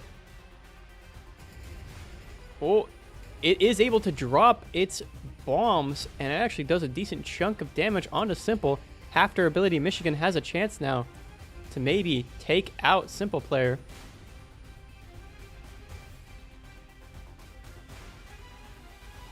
Ooh, that was a lot of damage. And with the Michigan, torpedoes. yeah, oh, Michigan will go down to Simple Player. Yep. So now it's a 1 versus 5. Simple Player going on the offensive here. Maybe the aircraft can take out Simple Player. Low durability. Look at Zeon taking his own durability damage. Waiting for his durability to come back, or using that repair. He's going to let Ithor take the lead here and push up in his place so that they can both move forward without being worried one of them will go down without the other. Simple Player now pushing up with Ithor and Snowman. And I think that's all she wrote here for Team Crimson Phoenix. Okay. Simple coming around the corner. It's going to be a drive-by. And Zeon will go down to Simple. And Crimson Bravo will win this in a clean sweep against Crimson Phoenix. What are we seeing on the scoreboard here for this situation? Okay, absolute domination by Team Crimson Bravo. We have Eric again with the first place, 1,500,000 points of damage, 1 elimination. Simple Player with the hovercraft with 1 elimination, and Snowman, even though he has the lowest damage, he got 2 eliminations, and 1 for Thor with the Smart 4000. All right. Well, GG's to both teams, but that will mean Crimson Phoenix is knocked out of the tournament, and Crimson Bravo will go on now to fight against, I believe they'll be fighting against Team Korea. Yeah, but that will be for tomorrow. Today, however, we still have another match that we're going to be watching, so plenty of time for you guys to get your drops. We'll be watching ICF versus Theta coming up here shortly. Well, maybe not shortly. I'm not entirely sure what the timeline looks like when the match is supposed to start. Looks like they've already... Oh. No, it looks like they've already gone... 5 minutes. Okay. Yeah, we'll take a... Chat, we're going to take a little bit of a break, a BRB for 5 minutes or so, and we'll be back with you after that. So, again, plenty of opportunity to get your drops, so don't worry. We'll be right back.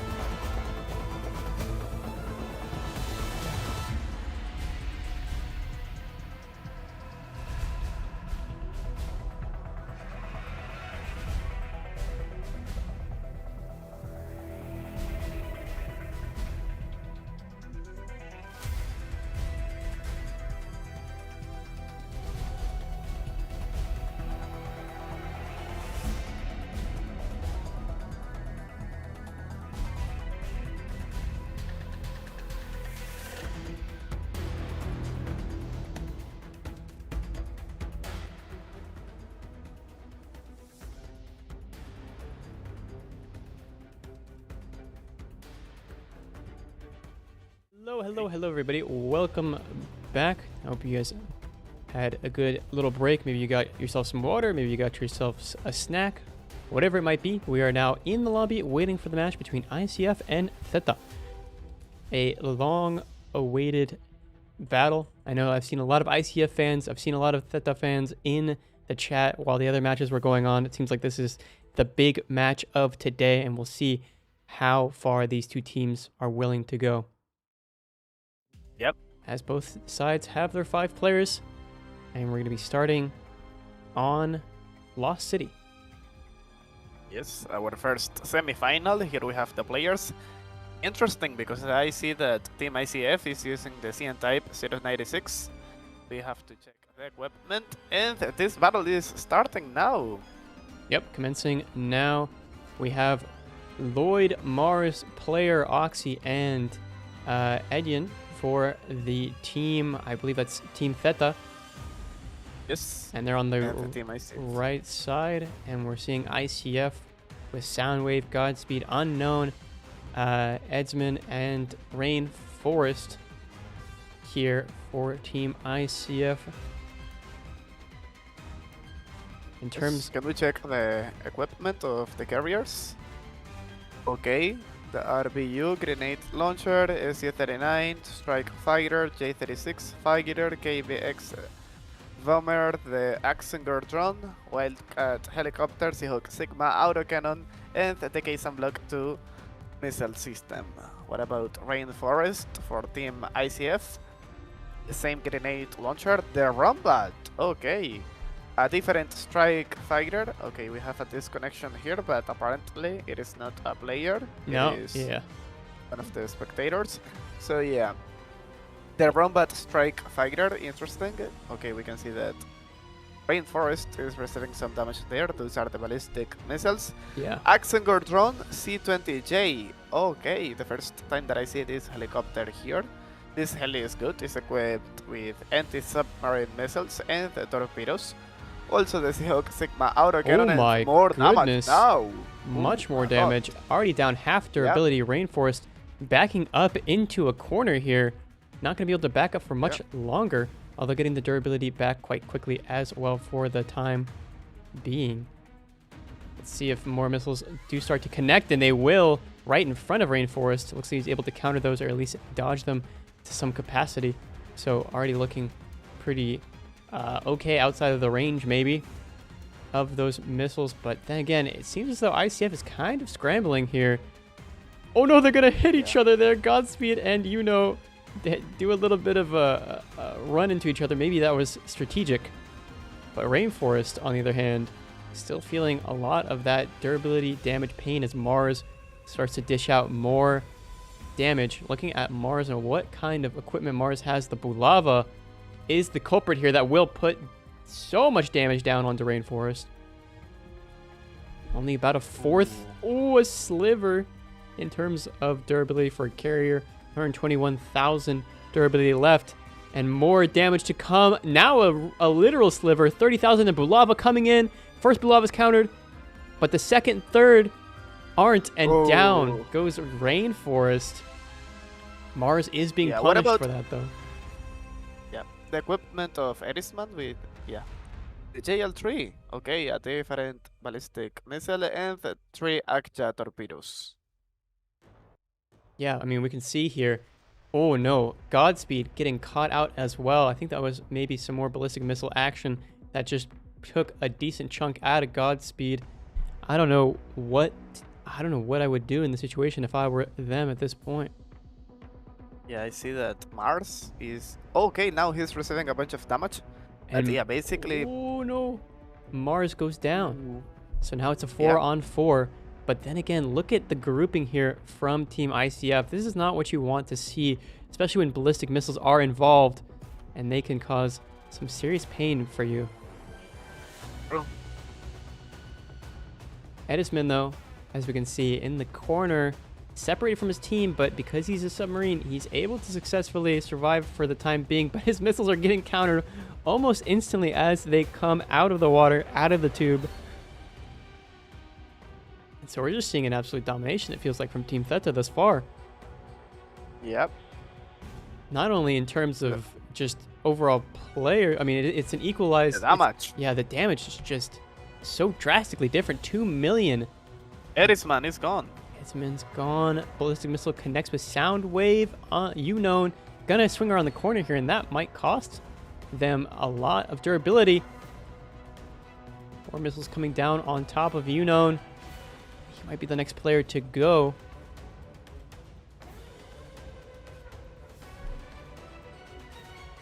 More missiles coming out. Soundwave and Godspeed.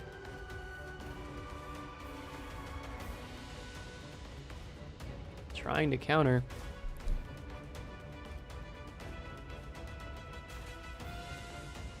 Missiles connecting onto Godspeed and putting him down durability as well. My goodness. But look at, again, we have Edion's aircraft coming in from above and just pelting these poor ICF players. There's nothing that they can do. They're holding on by a sliver. Godspeed goes, or is the last player to go down here for Team ICF. And that's 6.3 million damage for Team Theta. Wow. Absolute domination in the first round here on Lost City. It did feel like ICF was a bit lost on this map. But in terms of the score, what are we seeing? Yeah, look. Something interesting is the difference of the damage. Look, all the players of Team Zeta, they have over 1 million of damage. Even the last one. Yeah. Oxy. And we have look, Arian with 2 eliminations. I saw that Mars with the Dimitri Donskoy caused a lot of damage. He was the one that destroyed the carrier of Team ICF. Yeah, he destroyed Rainforest.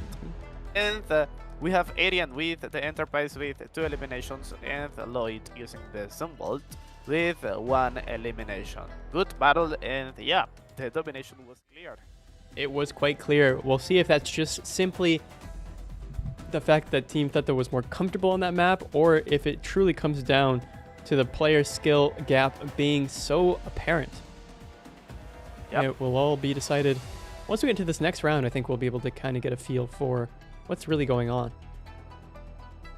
Okay, so in the next one we will play in Arctic. We have the code already. I'm gonna share it with you right now. Perfect. Thank you. Okay, it is going to be interesting here. We will see if they are going to keep using the submarines with ballistic missiles, or if they will change the strategy. We saw that some teams are using the RF's trash, or maybe the CN type 039C, another torpedo spammer.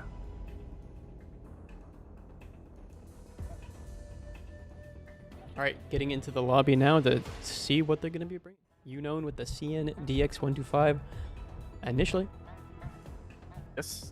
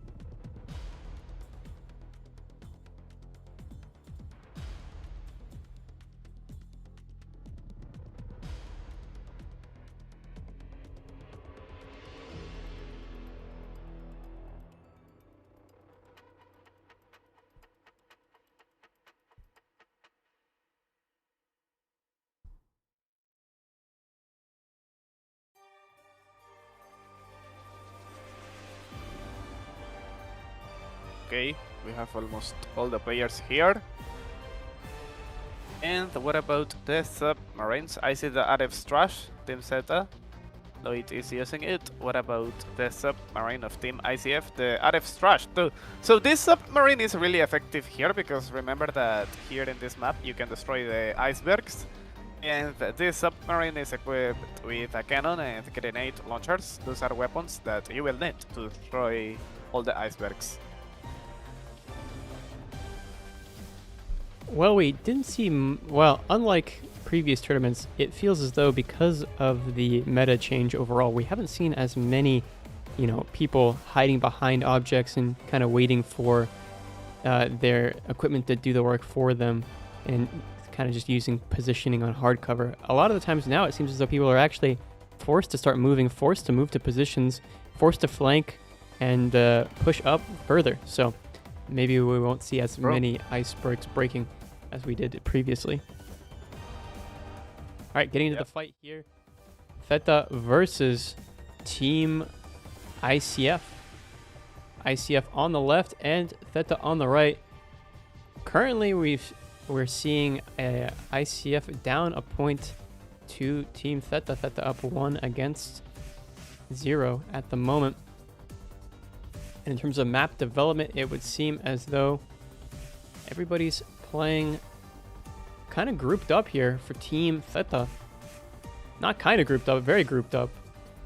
This is a ballistic missile heaven here. If potentially they could get one on target. Yeah, they are trying to destroy Erisman there. Okay, so this time they are not using ballistic missiles since both are using the RF yes, they're using the trash. You're right.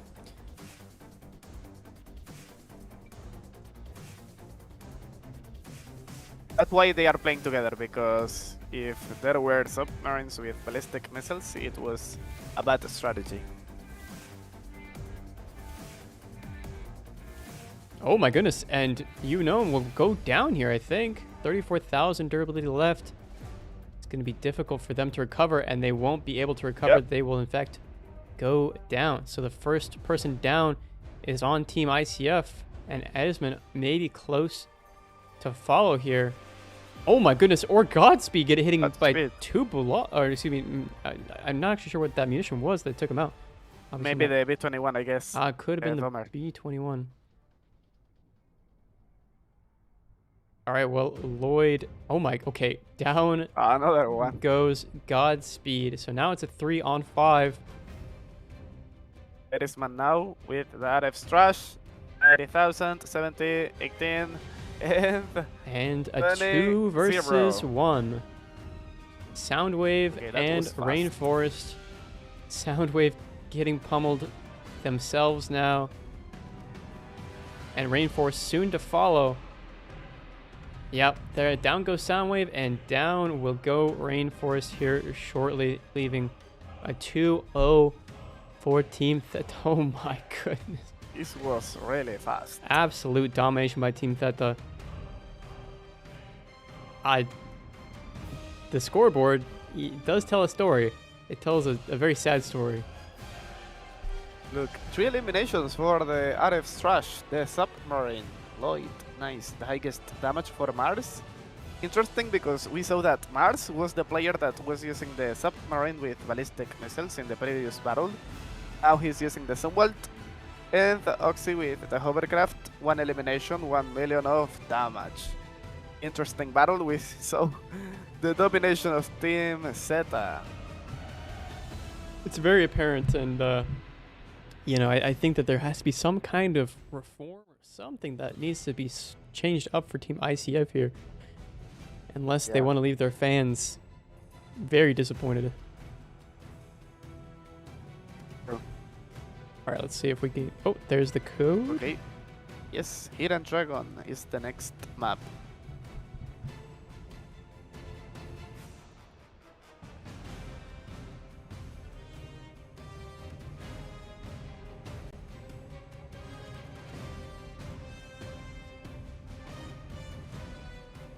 All right, getting into the lobby now. Gonna be seeing what these players decide to bring. If ICF decides to switch something up here.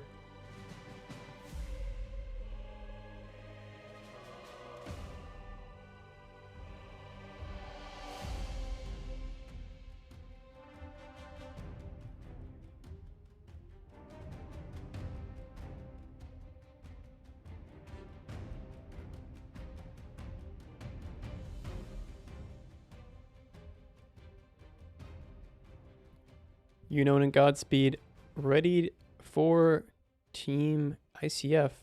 Still waiting on the rest. Oh man, Yes. basically over half the team of ICF is here, ready to go. And we haven't seen a single Theta player just yet.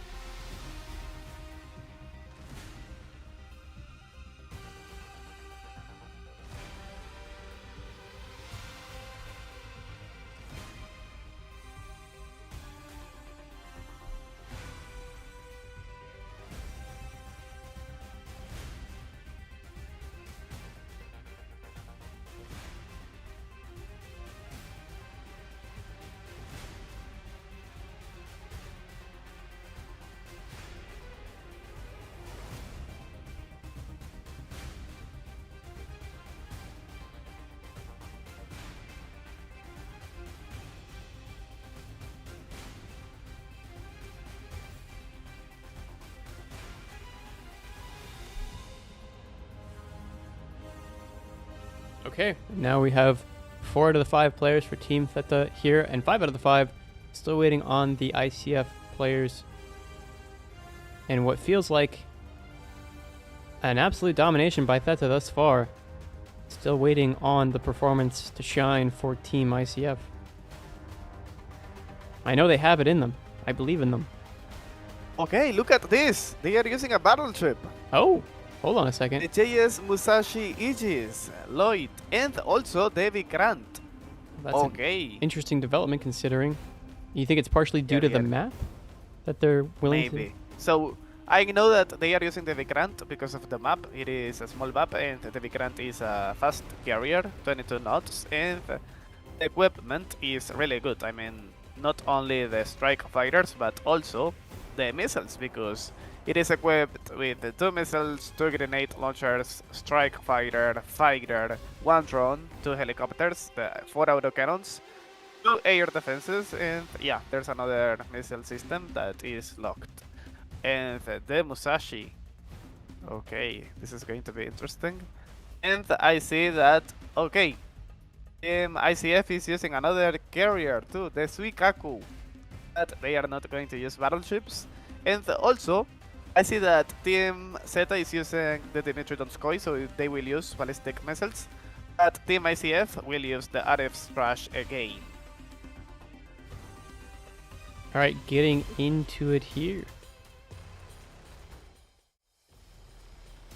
I mean, to be honest, Team ICF should have used a submarine with ballistic missiles, since Team Zeta is using a battleship, so it is slow and it is a good target for the ballistic missiles. Okay, there we can see the equipment. Do you want to look at the carrier for Team ICF? Okay, yeah, I think it is a different carrier, but the same equipment that he was using. Nothing's changed other than the carrier itself. What about the Vikrant? The Vikrant, Gulava? let's see. It's below the submarine. Yeah. HQ-26 and RBU, the missiles and grenade launchers. Yeah, so far it's the same. What about the Musashi? Okay, 2 HQ-26 missiles, and then the locked equipment, hammerhead helicopter, and yeah, basically the air defenses are locked. And the Paladin. Okay, high fly nuke. 5 nuclear missiles. Holy moly. These are laser guided missiles. The RBU grenade launcher, the Mark 9 railgun, CH-1 Copperhead helicopter, 4 autocannons, the Sky Ranger buckshot. No way, look at Rainforest. Oh my goodness, the damage Going done down on already. Rainforest, trying to get behind the island before more damage can continue here.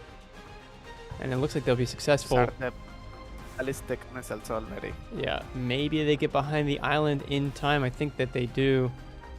Oh, one of the missiles did connect, but it wasn't anything substantial. Still scary to know that your opponent can reach you from behind that island. And then obviously the Smart 4000 being the last player here for Team Theta, but looking quite strong. Edisman in a very interesting situation. And player getting some damage onto them as well from what I imagine is unknown or unknown. Yeah. Rainforest is recovering his durability. Slowly, but he's increasing.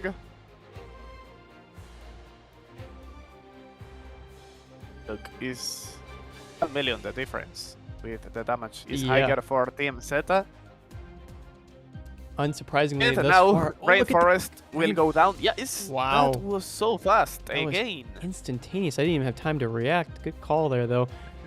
And yeah, looks like the carrier will go down. The damage will keep continuing to grow out of the favor of Team ICF and into the favor of Team Theta, as Soundwave is now the next victim to get pummeled down to almost half durability. Edismond also in a situation where they might be the next one to get attacked. But right now, ICF is down a carrier, and so that's going to be quite poor for them overall. Player now pushing up with Lloyd, and they're going to attack Godspeed, who's going to go down here undeniably. I don't think there's any escape for Godspeed. Maybe even a kiss? Wait a second. Okay, what happened? I saw a few disconnections there. Oh, disconnections. Godspeed. Oh, Godspeed did in fact disconnect, so that could have played into why he pushed there. But player also disconnected, so both teams having a disconnection 2 seconds apart from each other. That's kind of unfortunate timing for sure. Yeah, and down will go the disconnected player 418. And now Lloyd is left in a little bit of a pincer here.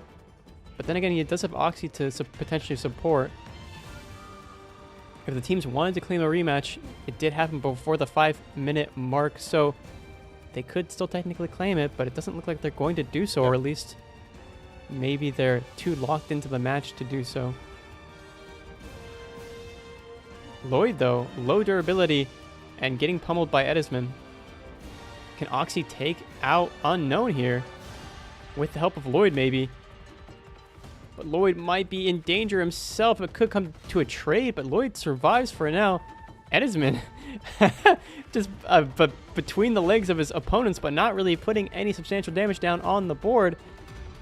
He's going to get some damage hit by Eden. Carrier attacking Edismond, and he's going to go down here for sure. There's no way that he survives another 10 seconds, and down he goes. Last player for Team ICF, and that's 3 rounds potentially, unless there's a rematch. What are we seeing in the let's see, are they claiming rematch? Still waiting for the message, but I'm not seeing it. Looks like they've nothing yet. Seems as though both teams have accepted that reality, so we might just be moving on to round 4 here, unless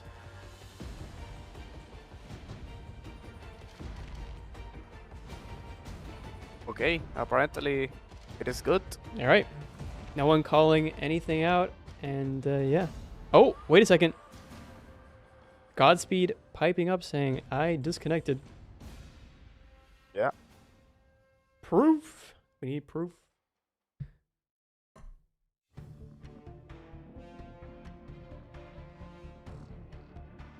After ACV died.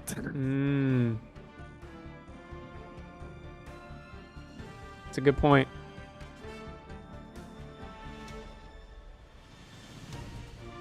No, but that's not.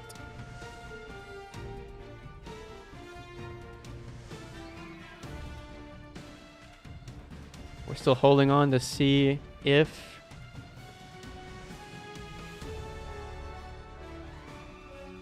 we're getting a rematch or if we're moving on to the 4th round here. Yep. All right, the organizer is making his declaration now. We're waiting to see what he says. Huh. Well, seems as though the organizers might not necessarily be so forgiving here. Yep. We might be moving on to round 4. I guess in that case, it does seem like it's leaning towards that. What did we see in the scoreboard in the meantime? Oh, yep, rematch denied. Yeah, tell us about the scoreboard. Okay. So, we have the battleship, this time with the highest damage. Nice.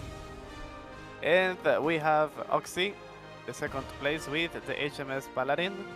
2 eliminations, 1,630,000 points of damage. And the INS Vikrant with 1 elimination. It was interesting that this time the players of Team Theta were using different warships. The Paladin, the Vikrant, and the Musashi. The first time that we see the battleships in action, the JS Musashi Aegis. And there's the Dimitri Donskoy Mars with another elimination. We saw how he destroyed Rainforest at the beginning with the ballistic missiles. Absolute domination. All right, well, looks like we're going to be getting into the 4th round here. See, waiting for a code. Yeah, it seems as though the organizers have declared that there is no rematch. And so we're tossing the coin now to see who's going to get which side. I'm not sure what the next map is. Let's see. I know the list is up here somewhere. Ah, here it is. I think it's Rising Fortress is the next map.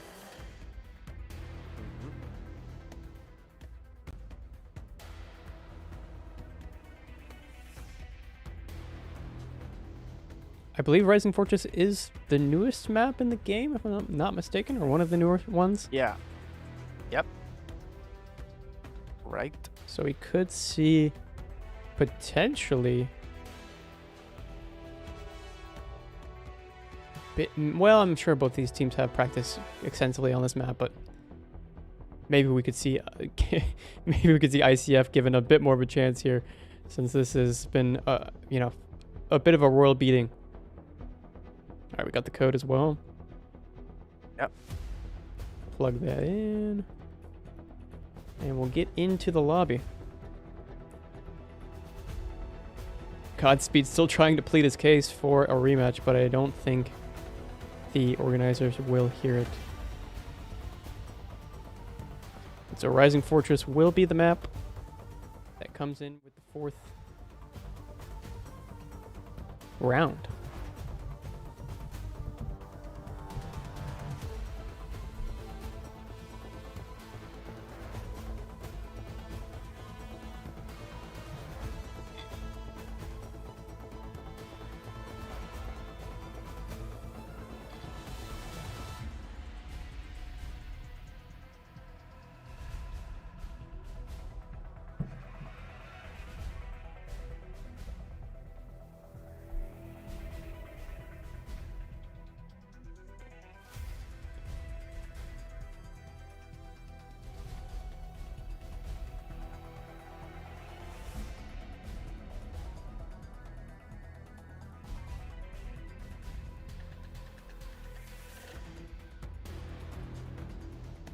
Code, right? Yep. Oh yeah, we're here. We got the code. We got the code. All the players of Team Zeta are here. And okay, this time they are not going to use battleships, yeah, of course, because there are no covers at all in this map. Yep. And no ballistic missiles either. Okay. I'm surprised they're using the Enterprise as well. It seems as though positioning-wise, every time we've seen carriers on this map, they're always caught out the farthest in the open without being able to get to those islands on the left side of the map there easily. So, we'll see. They're using the RF Strash. And here we have the players of ICF, Godspeed with the Smart 4000, Soundwave with the Fletcher, and the Unknown with the Hovercraft.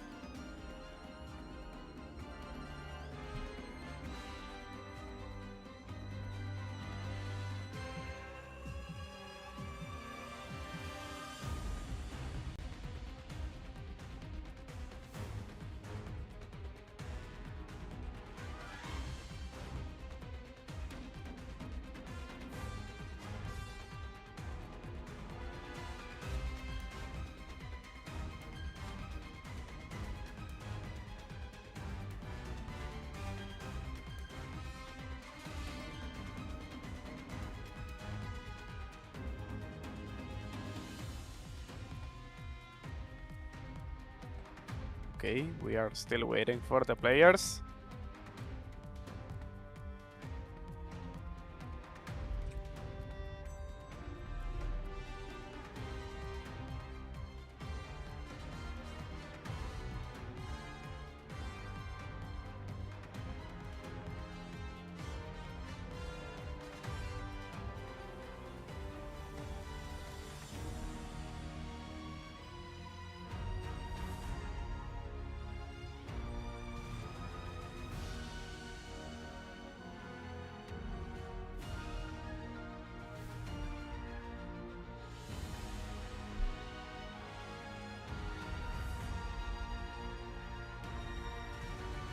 Okay, here we have more players. Okay, Soundwave is using the CN-type 039C now. So yeah, basically they are not going to use ballistic missiles this time. The Enterprise 2 for Rainforest again.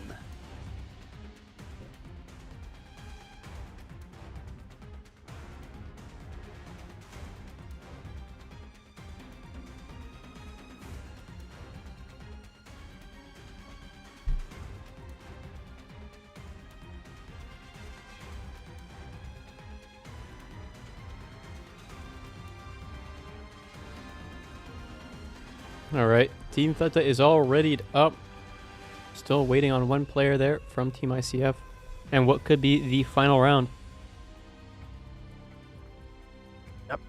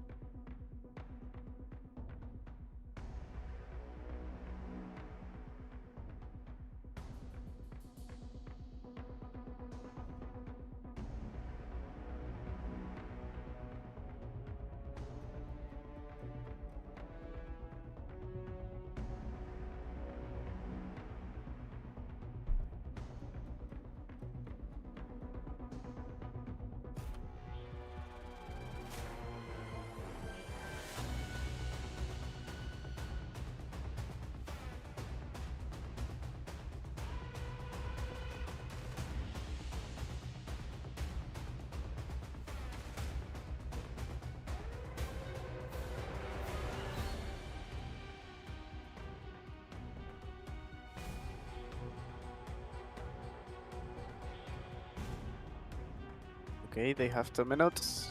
1 minute, actually. All right, but both sides have their players, so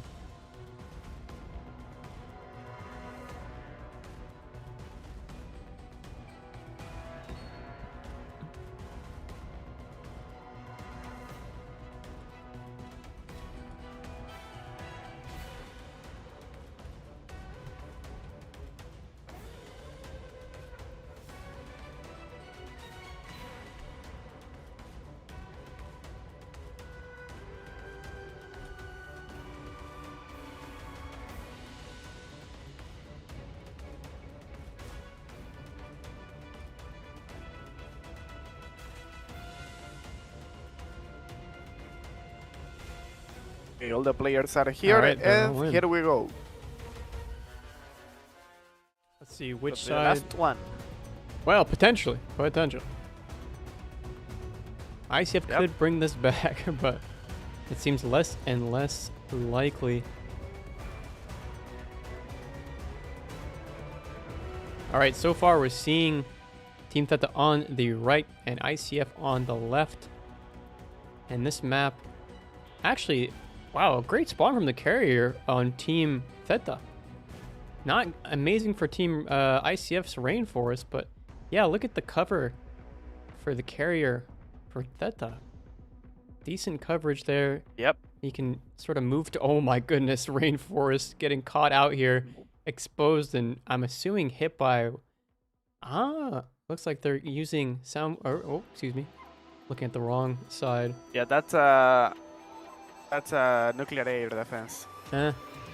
Rainforest is using the remake Talos. Can we check real quick the equipment of Rainforest? Yes, the remake Talos is a nuclear air defense. That's why we have this effect, like if it was ballistic missiles. But as you can see, there are no submarines with ballistic missiles here. We have the CN Type 039C for Team ICF and the RF's Trash for Team Theta. And so far, Rainforest is still alive. A little scared at the beginning there. Some durability knocked off quite early on, but now we seem okay. Yep.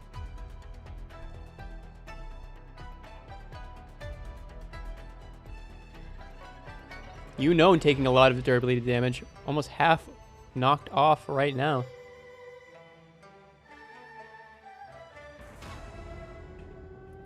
And player gonna be potentially going down as well. Someone leaving the match, but that's not a player, so it does not matter. Soundwave pushing up pretty far into enemy territory here. The player still holding on by a sliver. Aircraft coming in could be the end there of player, but nope, both of them dispatched.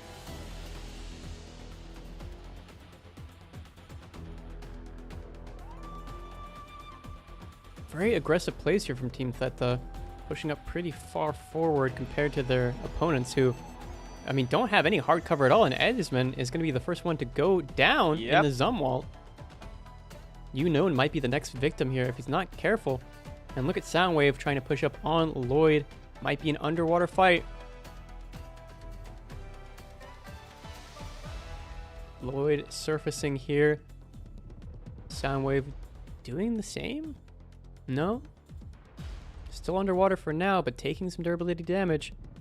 And with Mars and player waiting for them to come back up to the surface, it could be detrimental. Lloyd going in for an assault maybe on Soundwave here.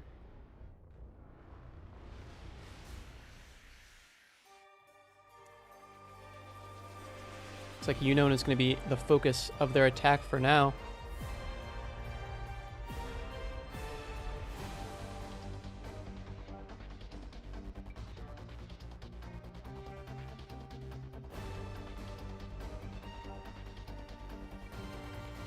So far, it seems like once Team ICF lost their initial player, they've been playing a bit more passively. But Rainforest might be the next one to go down here for ICF, and that would spell assured defeat.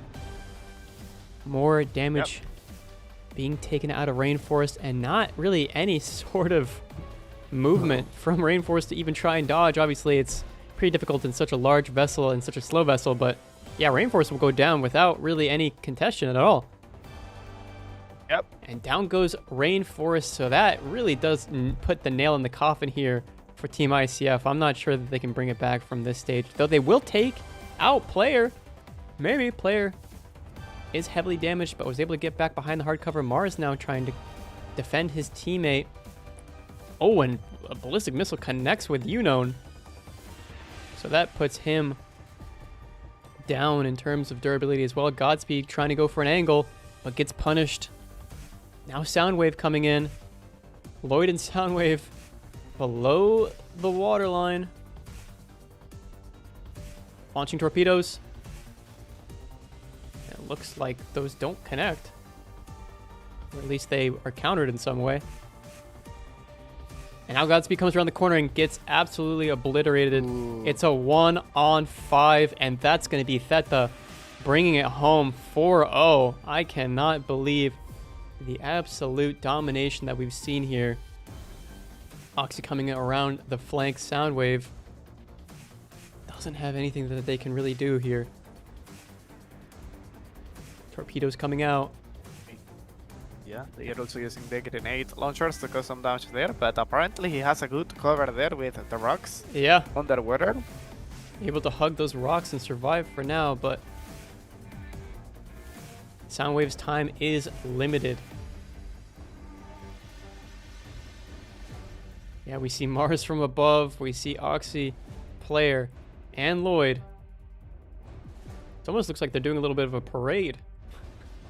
Little gondola type situation as Soundwave slowly but surely the durability is etched off round by round, grenade launcher by grenade launcher, torpedo by torpedo.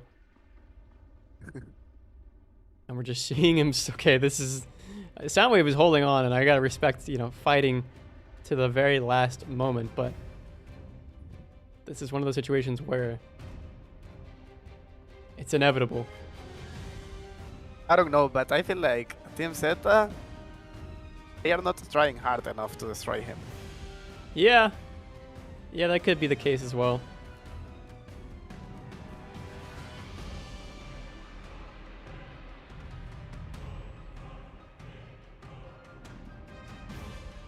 Okay, at this rate, it's definitely the case. Yeah, absolutely.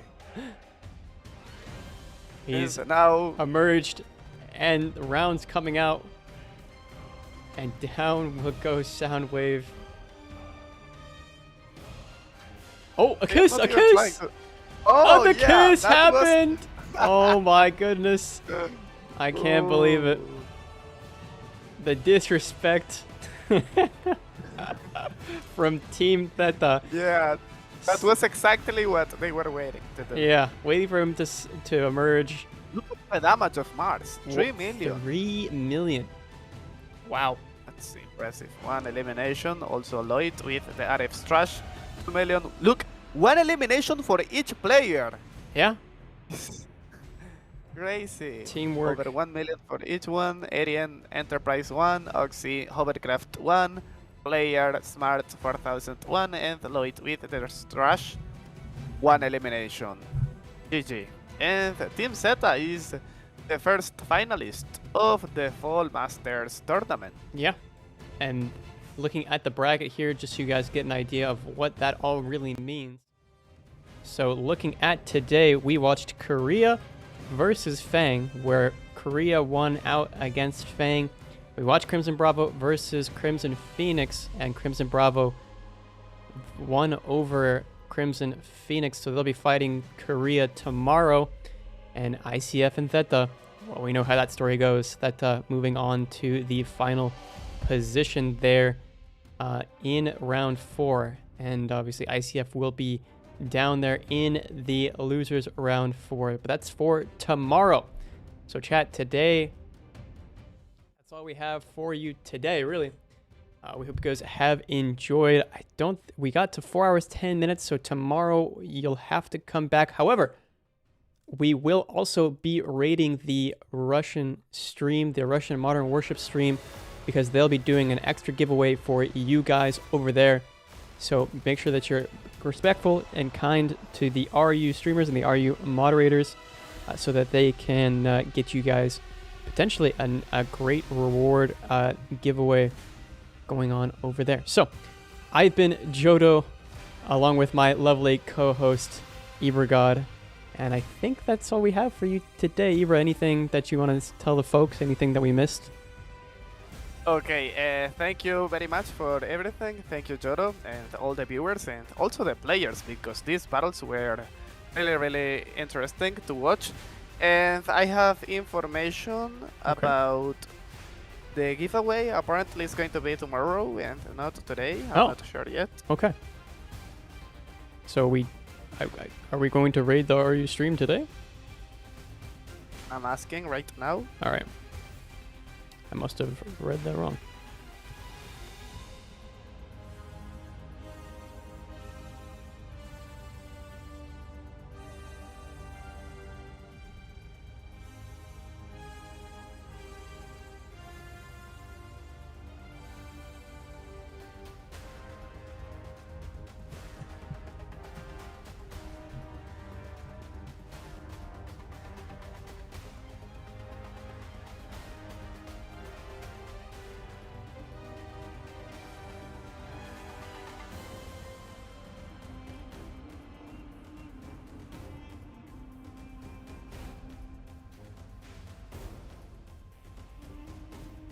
Okay, apparently we have indications.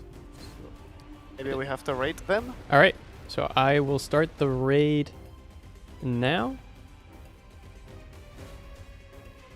And chat, we will, again, thank you very much for coming out today. We really appreciate you guys showing up. And yeah, we will be here same time, same place tomorrow so that you guys can complete those drops, get that lovely skin that we showed you and that there's a clip of if you want to check it out. But yeah, hope you guys had a great time and we will see you tomorrow. Goodbye, everybody. Yeah, thank you very much. Bye bye.